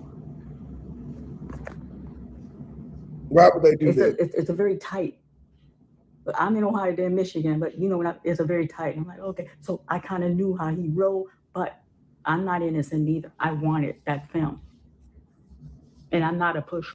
Exactly. Filmmakers finance all their films. They don't expect the actors to put some money in on it. That's why they get investors. That's why they do IndieGoMe and GoFundMe's and all the other shit. This lady is nuts. I said, if Lennon say 6, it'll be 7:15. That nigga, because it was scheduled for last night and he changed it. The reason where I cooperated with him, I bend the rule a little, it's because I wanted to get that done. And I applaud all my actresses and actors that participate in Awaken. That has Awaken's like the biggest challenge I've ever had in this craft. I support them. I applaud them. You thought she said she owned her home? Well, when she gets her mortgage, everybody was respectful to him. Everybody was professional to him. Everybody was so excited to be part of this project with him. And then he turned around and spit on the project. Literally. Or he didn't spit on the project, ma'am. He wanted to see it. You didn't want to give it to him. And then you went from he wanted to look at it to he wanted his own copy to sell it, and you couldn't compete with him. As if you was gonna make any money back off of it. No, I'm not bitter, but I'm mad. All you came into it wanting in the initial place was the notoriety of saying, I shot Umar Johnson in the film. That's what you initially came in it to do. You wasn't expecting this motherfucker to make no money. You admitted it yourself. It's Umar Johnson. Yes, I'll shoot it. He got a platform. It could grow me. That you try to exploit me financially. Exploit? She done added an R to the word. He tried to exploit her financially. And this is where I think Lennon fed her these words. He didn't try to exploit you financially, bitch. It's your job. How did he try to exploit you? I don't think Umar gave a fuck if this movie came out or not. You dropped it. He ain't mentioned it. When you dropped it, he did not mention it. He ain't tell nobody to go watch it. He ain't say a minute or nothing. So I don't think he gave a fuck about the movie. It wasn't his project. And he turned around and spit on the project. Literally. No, I'm not bitter, but I'm mad that you try to exploit me financially. But I'm not a hateful person. I'm gonna confess something. She didn't explain how he tried to exploit her financially. You guys right now. I said a prayer for him. I said, God, someone did a number on him. He's like a grown man, but who's a wounded little boy. And have mercy on him. That's the humane thing to do. I said a prayer for him. And that's the conversation you had with God about Umar Johnson. God, he like a little he like a little boy in a grown man body. Help him. I hate you religious motherfuckers. Have mercy on him because he's going through a very difficult. He reached out to me. He reached out to me, and I ain't gonna say her name because I'm not gonna give her no clout with a second party. They're talking about, oh, you're hurt, you're angry, but so his statement is like he's going through a very difficult time. If I can hold off releasing the film, no. Were you compassionate toward me when I had to release the film and you turned your back? I'm like, you know what? This was my response because I got a little Jesus in me. I said, you know what? So the movie has already been released once. You said you had a release and he didn't show up. And so he wants you to hold off on re-releasing it. Why? Why? It's already been released and nobody showed up. And you think he gave a damn about you releasing it on YouTube? I'm gonna say a prayer for you. So let me get this straight. He contacted you and asked you, could you hold up? And you had this conversation, and then he called you days later and left a voicemail. All right, we just gotta keep the timeline together. We got 5 more minutes left on this. Go through this valley that you're crossing. But Lorient Vision Production will release the film. You're not in a position to tell me to release or not release. He never was. My circle of friends are like, well, you know he's gonna reach back out to you again. I'm like, I don't think so. And then I'm not gonna lie, he wasn't angry or aggressive. There was a humbleness that I never picked up from the time that I had an interaction with him. And then if you guys look at the beginning of the film, just start. You ain't gotta go look at the whole thing. Look at the date. So that's why I picked the 30th, because it would have been dope because the date opening of the film, because we put the date, and that's why I want to, that's the artist in me. But I'm a new YouTuber, so I download the thing because I'm human. I said, I publicly made an announcement that we're gonna release this on the 30th. Life happened, so I downloaded, and then there's a feature where you put the date. And then the thing will, like, it's there, but it'll be published on the 30th. So this bitch has the way that she can't articulate herself. Why in the blue hell does she run around saying she's an artist? She can't even say I uploaded a video and set it to premiere. Being new, I'm still learning, navigating the system. I wasn't supposed to. And this is the lady that she don't do the editing of the videos. I guess she just holds the camera and writes the script. Because she don't know any of the technical jargon. Hit publish. I was supposed to let the automatic thing publish it. And then I'm like, okay, but the timing could have been better. Everything happened for a reason, full circle. I want to say thank you. At this point, Umar didn't do shit to this bitch. Of you who have subscribed, and that has. She got a platform and fame and money because niggas was too thirsty to hate on Umar.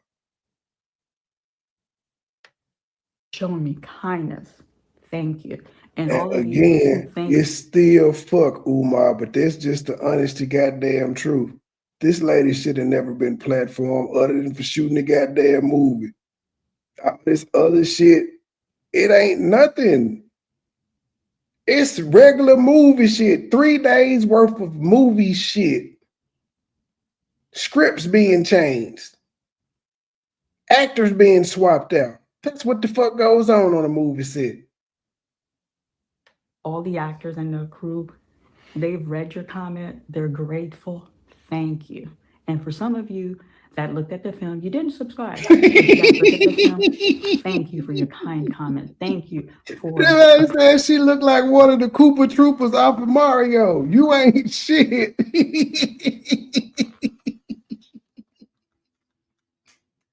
Appreciating the hard work and the art that went into We it. throwing a little I thing. say thank you to each and every one of you.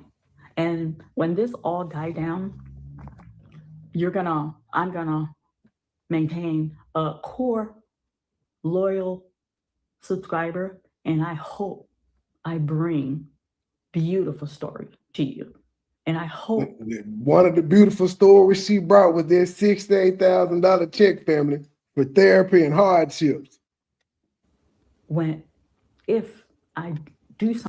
Umar owed this bitch no money and he settled with her for no reason. He didn't owe this bitch nothing. He settled with her because she put out the movie that he asked her not to put out. He asked her to hold off on putting the movie out because I'm going through a hardship after it was already released. But since she was on Lennon talking about re-releasing it, he hit her up and said, "Hey, Queen, don't release the movie."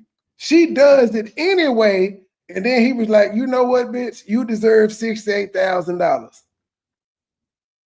I did you wrong on that movie set." All right.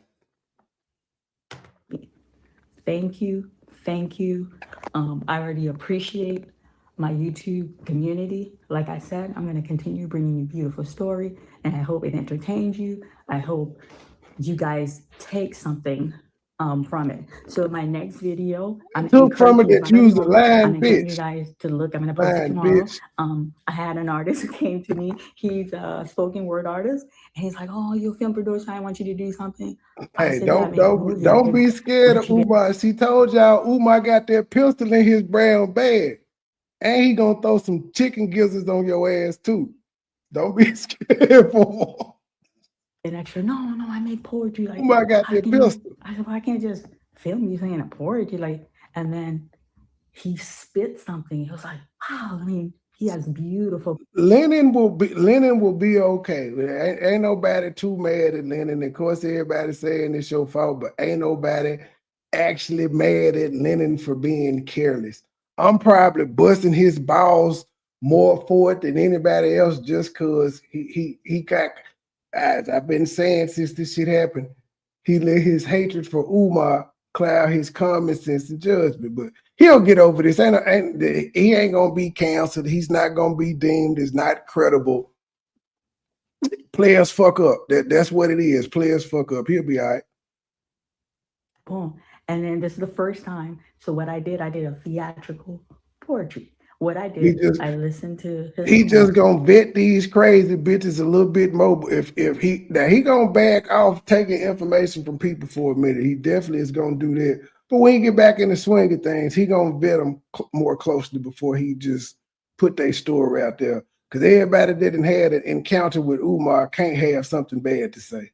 That's just impossible, just on basic laws of averages.